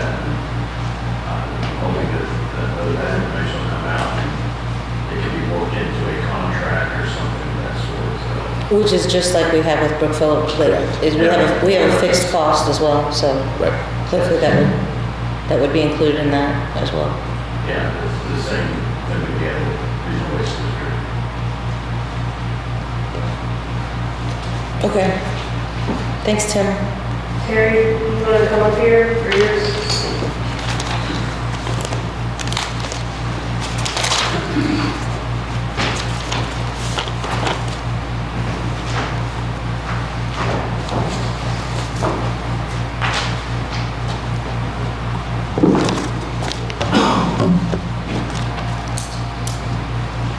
Did you guys have a copy? You guys have a copy? My first item, I need to replace my duty weapons and the backup weapons. The price on that one is $14,760 with the buyback program. Last year, I believe that was about $8,000 to $9,000, and now it's 14. I'm at a point where I think that I need to do this.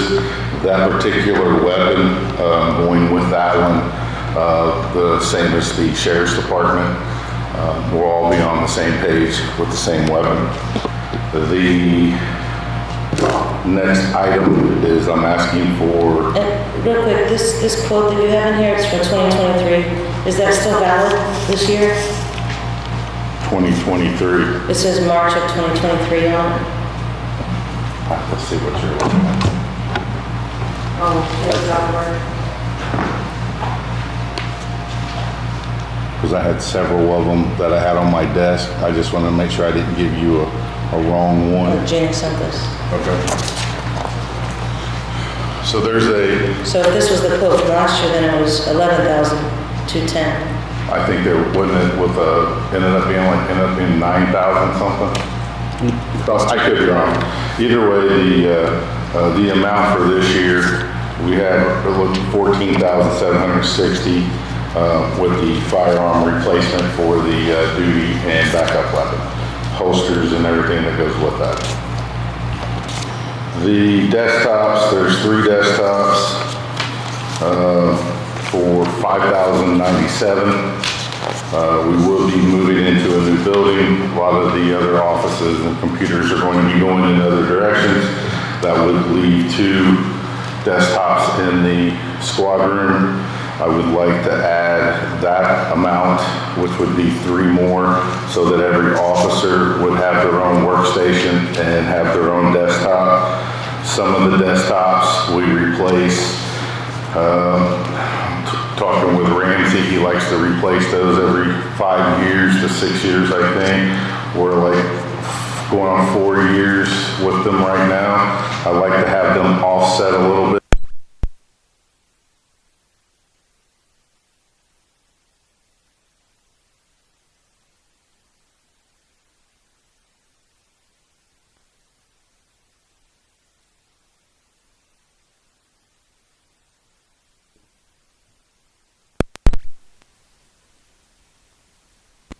Class A uniforms for everyone.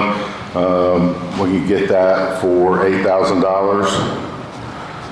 The in-house vehicle maintenance equipment for a lift tool. I have talked with Rocky about this, ran the idea by him.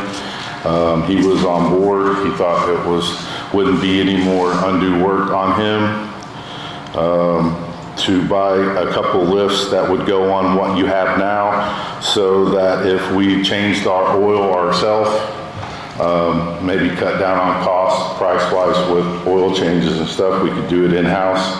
That would be a one-time purchase. Now, I did price this at $12,000. I believe me and you, Rocky, you thought you could do it for $10,000, maybe $8,000 in that ballpark. For tools and some stuff that we would have to buy. I just put it up there for it being a one-time. Maybe there was something we didn't see or thought about that would put that at 12. And then if you wanted to get the K-9 program running for next year, I'm still around $15,000 short on that. And pretty much my line items have stayed the same. And that's it for the budget for me.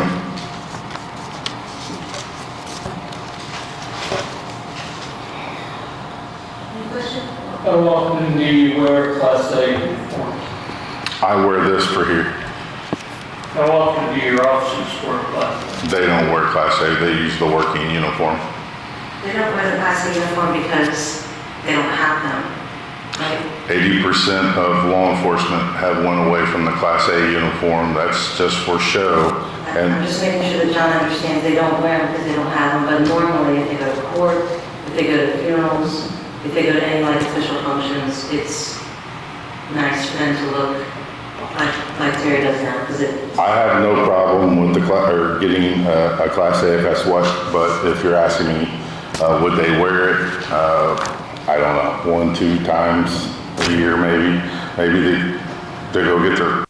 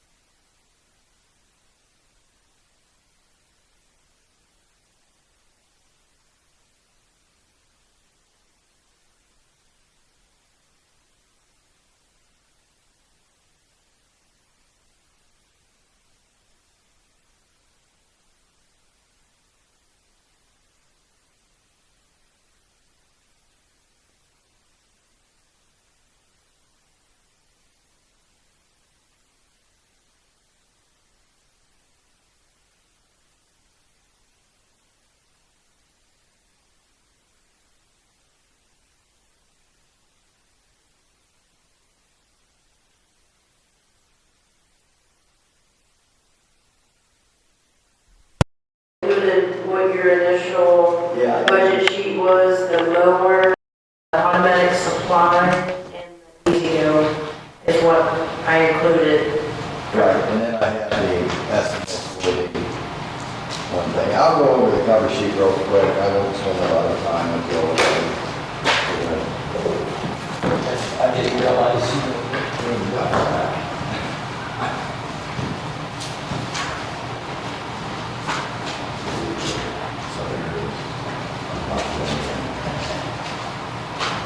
Okay. And you've already got, I guess, the cover page? Yes, start there? Okay. All right, I think everybody probably has that then. Okay, so just a short synopsis of what I got here. There are a couple things. Obviously, the pump house, you see the quote for the, there are two issues that seem to be the most critical, which would be the carts and the pump house are two of the 1A and 1B. They could be 1B and 1A. I mean, they both, without a working pump house, if we don't have any water, we don't have a golf course. Simple as that. If we don't have the carts that are working properly, again, they're not going to come up and walk. We don't have a golf course. So we got, a couple things are very important to the golf course. And you have handouts on that, and you can look at what they had. I just want to go over just one of these on the Easy-Go carts. I've been working with a gentleman named Tyler Moore, actually, married Tyler Moore. But I've been working with him, and I've gone to 4 or 5 different vendors trying to get any kind of, I got one right now that's working where he's going to buy my 2006 or 2007 Yamahas and replace them with 2017 Yamahas. He's not got back with me yet. I just want to hear what he has to say. He maybe give me $500 a cart. I can sell them outright for much more than that. He may give me $1,500 for a cart, for the 28 that I have. So I don't have that information yet today. I tried to get another lease deal. You got to go to Florida, or you got to go to California. And I wanted to keep it local here. Lafayette's not that far away.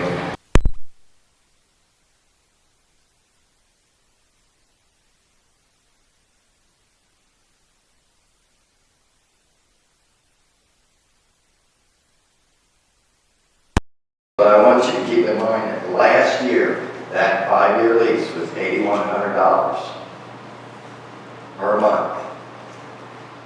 And then we didn't look at the other one was $7,200 because there was 2 quotes on that. They were going $5,100 with $6,500 rebate. They got a lot of golf carts. So if you look at the 30 and 60 quote that he has on here, he's going to open the pack a little bit. 30 golf carts, $52.50 a month for 6 months, and I own them for 6 months. So I'm only paying $52.50 times 6 months. That's 25.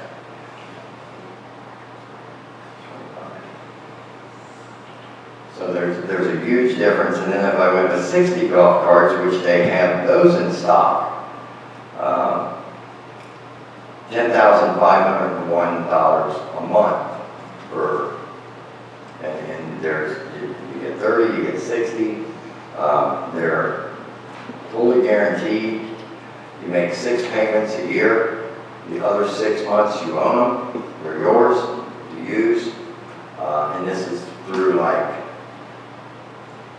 believe it's April, May, June, July, August, 6 months through the year, the busier months where we could easily recover. I mean, technically on a busy weekend, I do $10,000 on one weekend, on a Saturday, Sunday. So, but I just want you to note the price difference compared to last year. Last year they were a lot higher, and this is working with the same company. So I just wanted to draw that to your attention. And the only other thing with the golf carts, and And it's been 2 years I've been pushing to get the one to replace. And I can sell out, I can sell my golf carts that I currently own for and recover anywhere from 1,500 to 2,500 a golf cart, even though they're 20 years old. I mean, they're old, but we replace seats, we make them look good, we try to wash them every day, try to make sure that they look nice for our customers, but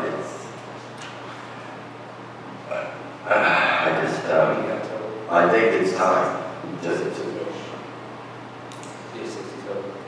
I have 67, 3 are inoperable because we're replacing parts off of those, engines and stuff like that. So I have technically 64, 5 of them are down right now, so I have 59 carts. When I do outings, we have to limit to 25 carts, which is 50, which is 100 players.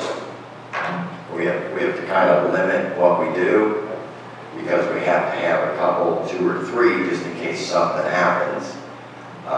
It kind of, because like we had one of the outings, we had a double outing because of the carts.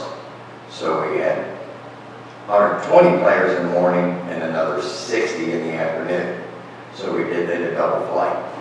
They did a morning flight and then an afternoon flight. So, and we got the carts ready and got them back out so they could get right back on the course. So, How many carts do you use a day? I use average every day. every day. Well, let's go with just the busy. Let's go with Saturday, Sunday. I'm out of carts at 11 o'clock in the morning. You're out of 30. No. You're not using all 67. No, all of them. I'm waiting for the groups to come in to flip them. Okay. I got off at noon on Sunday, and there was like 4 carts. That's it. And then they came in, and then you were able to rotate out. And we just rotate. them all out. And we finished up. So that's a Saturday and a Sunday. So but that's okay. As long as we can do it, we flip it, we're good. You know, if we get a couple go down, we get in trouble. If we get a flat tire out on the course, we gotta find a cart and get a cart to them. So,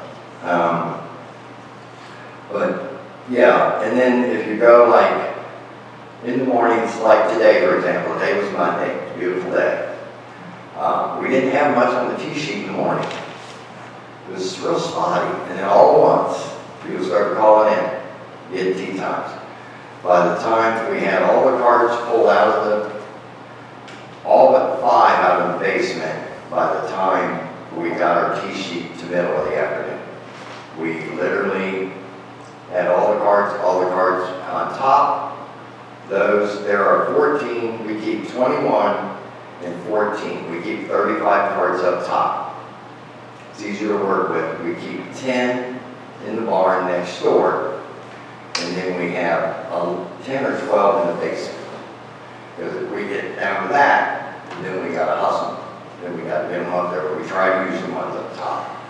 So what happens there is today, we were down to nothing up top. And we started pulling carts out of the garage next door and putting them in. Just as we did that, a couple came in off at 18 and then another group came in. So we were good today, but it got close to where we were going to go down in the basement to grab the ones out of the basement. So, and that's a Monday. It blew up today. The weather was just so nice. And we depend a lot on the weather. The weather's good. You know, that's a good thing. So, but that's kind of the situation we're in. I think we could do much larger outings. I mean, I have outings from now to October 21st. I have outings on Sundays, 6 of the next 10 weeks.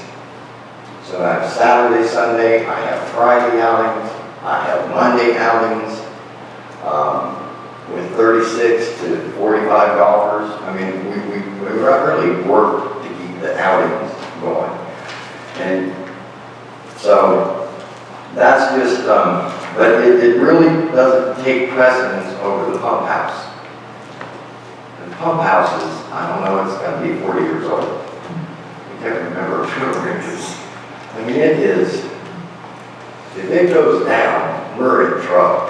So is it not functioning correctly now? Is it just on the fritz? It's So old, I think Charlie said the same thing. Hopes, We're like this. living on a prayer. we're like this. Is this the pump that they rebuilt? No, well, if they did it before I was there. It's not the town, so the LLC prior to this, they rebuilt. It was to the tune of $18,000-$20,000. The pump that was, and I thought it was a main pump house. So it went down for that season, and they had to rebuild and go back in. Oh, yeah. So there are two pumps. One is big, 40, 40 horse. 50, and the second one is 15. So maybe you're talking about the 15 one? Because the way Charlie, the main, that 50 pump. The way Charlie explained it is that just like Rocky said about his truck, it could go at any moment because of how old it is. And unfortunately, because of the way the setup is with a huge pump and a tiny pump, if the huge pump goes down, that little tiny pump is not going to save the horse. And it would be better if they were two, a little more equal, so they could both work together, and then if one goes down, one can still do it. Instead of if that main pump ever goes down, it's toast. It's just the grass and burn. The small pump is not hooked up anymore. Oh, thank you. There you Yeah. go. So there's no backup. Okay. Yeah, there's no backup. Even better. But I think this one put us at a 30 horsepower with a 5 horsepower backup pump. I think that, 230s. yeah, it's 230s and it has a 5 horsepower that maintains pressure. Yeah, I questioned this when we talked about it, yeah. Because every system has small leaks, so if the pressure drops, you don't want that 30 horsepower so kicking on. So it's got a 5 horsepower motor that continues to keep pressure in the system, even if you have small leaks, which you're going to have. No system is perfect. So with that 5 horsepower keeps the pressure until it requires more than the 30 kicks on, and it requires more the other 30 kicks on. It just boils down to the pump house needs to be fixed. I don't know how we're going to get the money, but it is very, very important to the golf course. Without water, you don't have a golf course. So. And have you talked to the electrical to see how much that's going to cost to move the electrical to the other They side? have not gotten back with me. They have not gotten back? No. It was probably the biggest thing over the last 30 days that I've worked on is just getting people to get back with me. Yeah. They just don't return the calls. The irrigation guy recommended that they move the electrical from the south end wall to the north end wall, just to keep it away from the pond. And when they move it, then upgrade it all and do it all at the same time. If you're going to do a new irrigation, coordinate it with the electrician so that it's all done at the same time. It's put on a wall that's sturdy. It's new electrical that is going to last. It's not going to burn up the pumps. So that's what, and it's just that this quote doesn't include the electrical part. Right, Ludwig is who we would contact. We would contact them to try to get Ludwig to come out and just give us an estimate. And Charlie and I have asked a couple different times, and then I'll have Charlie on it tomorrow and see if he can't get all of them and maybe get a little more luck than I've had. But I have not got a response from them. But that's who we typically use, Ludwig. They're local, they're good. I mean, there's no doubt they're good, but so, and then just real quick, I just rolled through this fairway mower. I got an opportunity to buy a fairway mower for $4,500 with 2,500 hours. And I could get it from Indian Ridge Golf Course. They're not using it. They're willing to sell it to me for pretty much dirt cheap for $4,500. The current mower that we're using has about 5,600 hours on it. whereas this has 2,500 hours. So it's like less than half. And I think there's a knock, according to Charlie, there's a knock in the motor on the one that we're using now. And if that goes down, this would just be a nice purchase for the golf course. I think it would be well worth having that extra mower. We can put another person out there mowing. We'll keep them busy, that's for sure. We'll just keep them all busy. I think Charlie said that to fix that mower, maybe it might cost around $5,000, $4,000 or $5,000. Right. If it does go down, which it hasn't yet, but when it does, kind of basically saying you might as well just buy a new mower with the money you spend on maintenance to fix this one. Right, yeah. If it goes down. If it goes down. Is this something you have in budget this year to do remaining? Well, I don't know if I have 4,500 that I can move around. I'm not privy to any of that information. We could look at your, We could look at the overall appropriation and see. Okay. yeah, I mean, you just have to take it from something else. Okay. And then there's a Kabuto tractor on here for 24/8 that would replace the rough mower that has 8,800 hours on it. I mean, some of this equipment is just getting to that age that, but that's on here. That's just something you all decide what you want to do. That's a $25,000 purchase. I'm not trying to spend money if I don't have to, but I'm always worried that when the next shoe drops. Now, this other thing, Gina, this is something probably that these roller attachments used that are normally $7,500 that I can get for $2,000. And it will replace some that are already, getting very, very old. But we were able to look at these up online, and it goes on the 3150 Greenmaster. If I bought these new, they'd be $7,500, and I could get these for $2,000. But I kind of got the problem is I got to do it in this year, kind of because they're online, and I want to buy them before they don't have them no more. So, and then that Moster contract, we obviously contract out or cut it, or that's going to be, I want to add a month to that. It's $20,000 annually, but we need to go all the way to August because this year we shorted ourselves and we ended up having to go to August because of the summer that we had. We needed to have it sprayed at the sixth time, I do believe. But that is on the budget for next year. So you need more than 20, or? We need 22.5. Is what I think I need.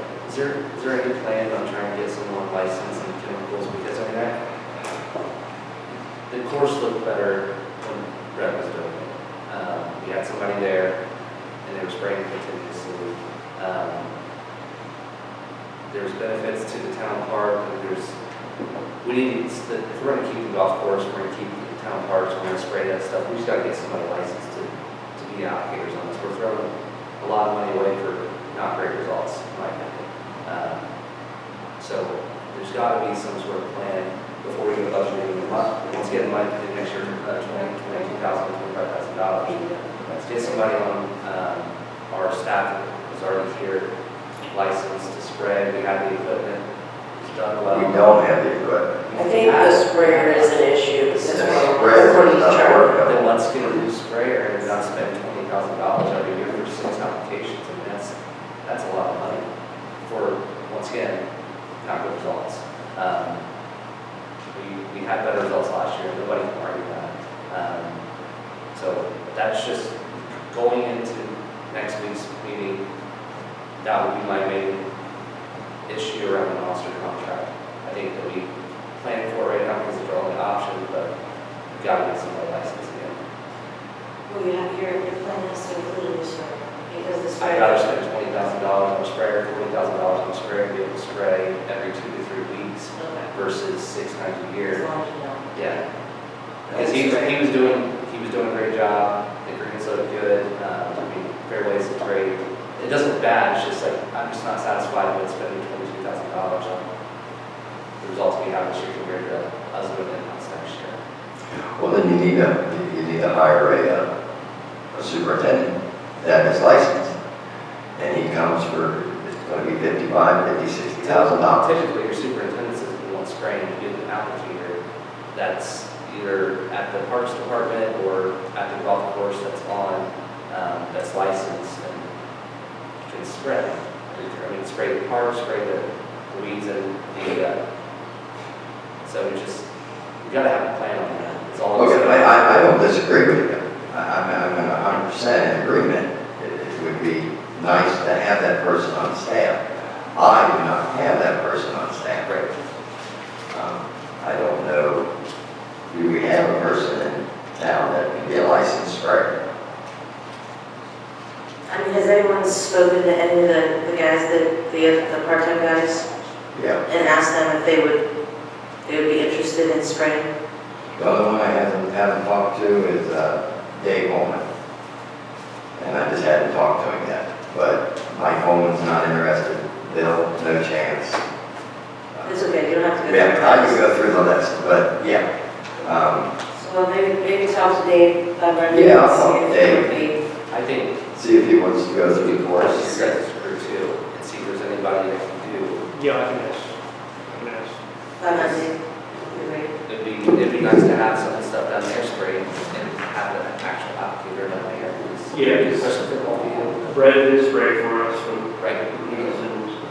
Oh, Brett's ready for you? Yeah. Yes, yeah, you did that at the park. Because we used to pay a certain time of year to get some company to come in and spray the park and do different things, and we were paying that. Brett saved the town money because he was licensed with that. Right. So I'd like to get a license, like the applicator package in. Yeah. I don't think that, I think that if you just have one person that works for the town that has an applicator's license, they don't necessarily have to do the spraying. Right, they just have to have a license. Yes. See the chemical mixing. Yes, exactly, yeah.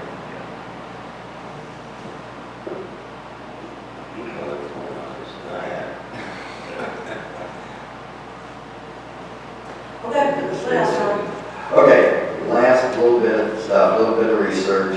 Fall, winter projects, anywhere from 4,500. We're turning around on hole 15. We've got to do that. We've got to get that fixed. We'll start digging that out. We'll do that internally. We'll probably use pea gravel to turn around rather than concrete it. It'll save on cost. I estimated under 4,500. It could be even less. Just all depends. We'll get the tractor up there. We'll dig it out and then we'll rub it off, and then we're going to work on that. Hole 8 and 5, we want to fill those bunkers. We want to hole 8 very simply.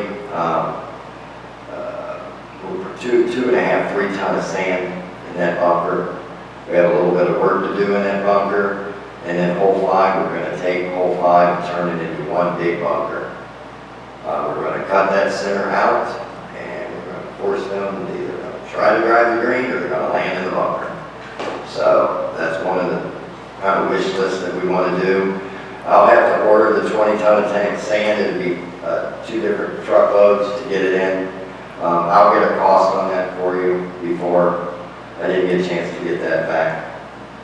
Gina, that stuff from Harbor Freight, that stuff that we should just be able to get taken care of.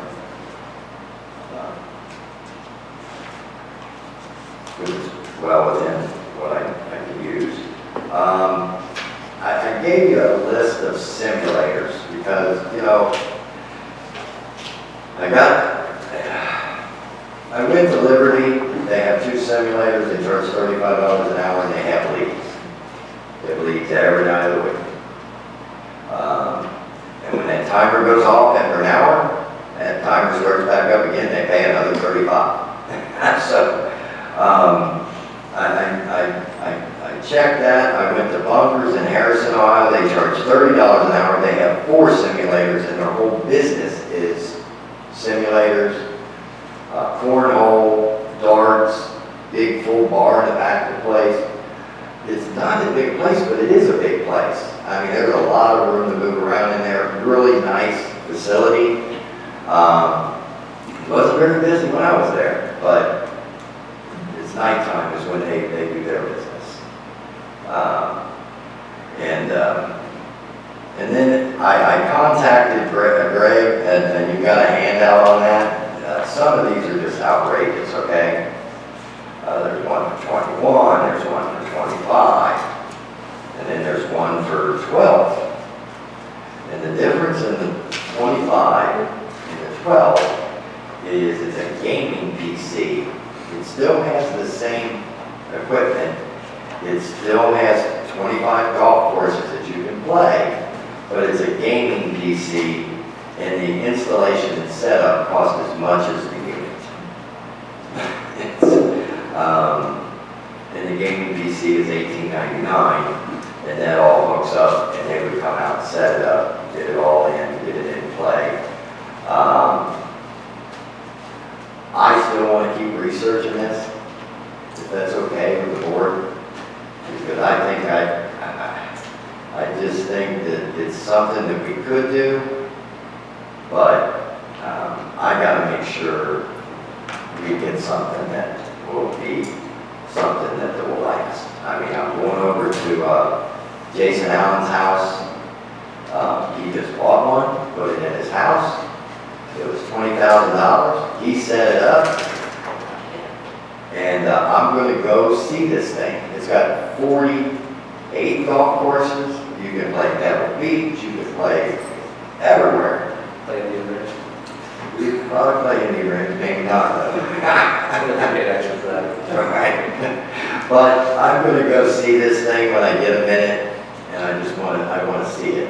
I want to use it. I want to play with it. I want to see what $20,000 buys me. And we can get it back. It would take, to be honest, we'd have to advertise, we'd have to run it. I'd have to try to get leagues set up for the wintertime. I'd have to have another employee work with me during the winter because I usually work by myself. So it would be a little bit of added payroll there. And then it would be more for a nighttime thing. The bar would be open, we'll sell a lot of beer. But I'm going to go see what this looks like, and I'm going to see what $20,000 buys us. And we can get it all back inside of 2 years easy. But we can't move it. We can take it down, but we can't move it. Because the whole idea was to maybe move it to the other building. And it has to be a complete redo. The lights are too low. You have to take the fans out, you have to take the lights out, you have to put some type of backing. The whole idea was maybe we take it down and then move it to the other building in the summertime, and people use it as a driving range, and it's raining out or something. But like I said, I'm going to do more on this if that's okay with the board. So I want to see what I just, I don't want to just go and buy one and spend that money and then sit in a corner and nobody uses it. I just don't want that to happen. So, but that's really all I have, and I'm sorry it took so long. It's okay. Thank you. Any other questions or comments for the board tonight? I do have one. For the meeting on the 26th, which is next Monday, are you requiring that heads also be there? My son has a soccer game at home. He's a senior, so I didn't know if I was supposed to be the meeting or not. You're not required to be there. Okay, thank you. I think we're just going to increase what we did last year. I think it's what Gina said. No special requests this year. I mean, we didn't really ask. I got the fire and ladder truck payment, which is a pretty good chunk. So, Yeah. So, if there's no more business to come before the board, I will entertain a motion to adjourn. John, motion to adjourn, is there a second? Rick seconded, all in favor? All opposed, motion carried, meeting is adjourned. Thank you all for coming.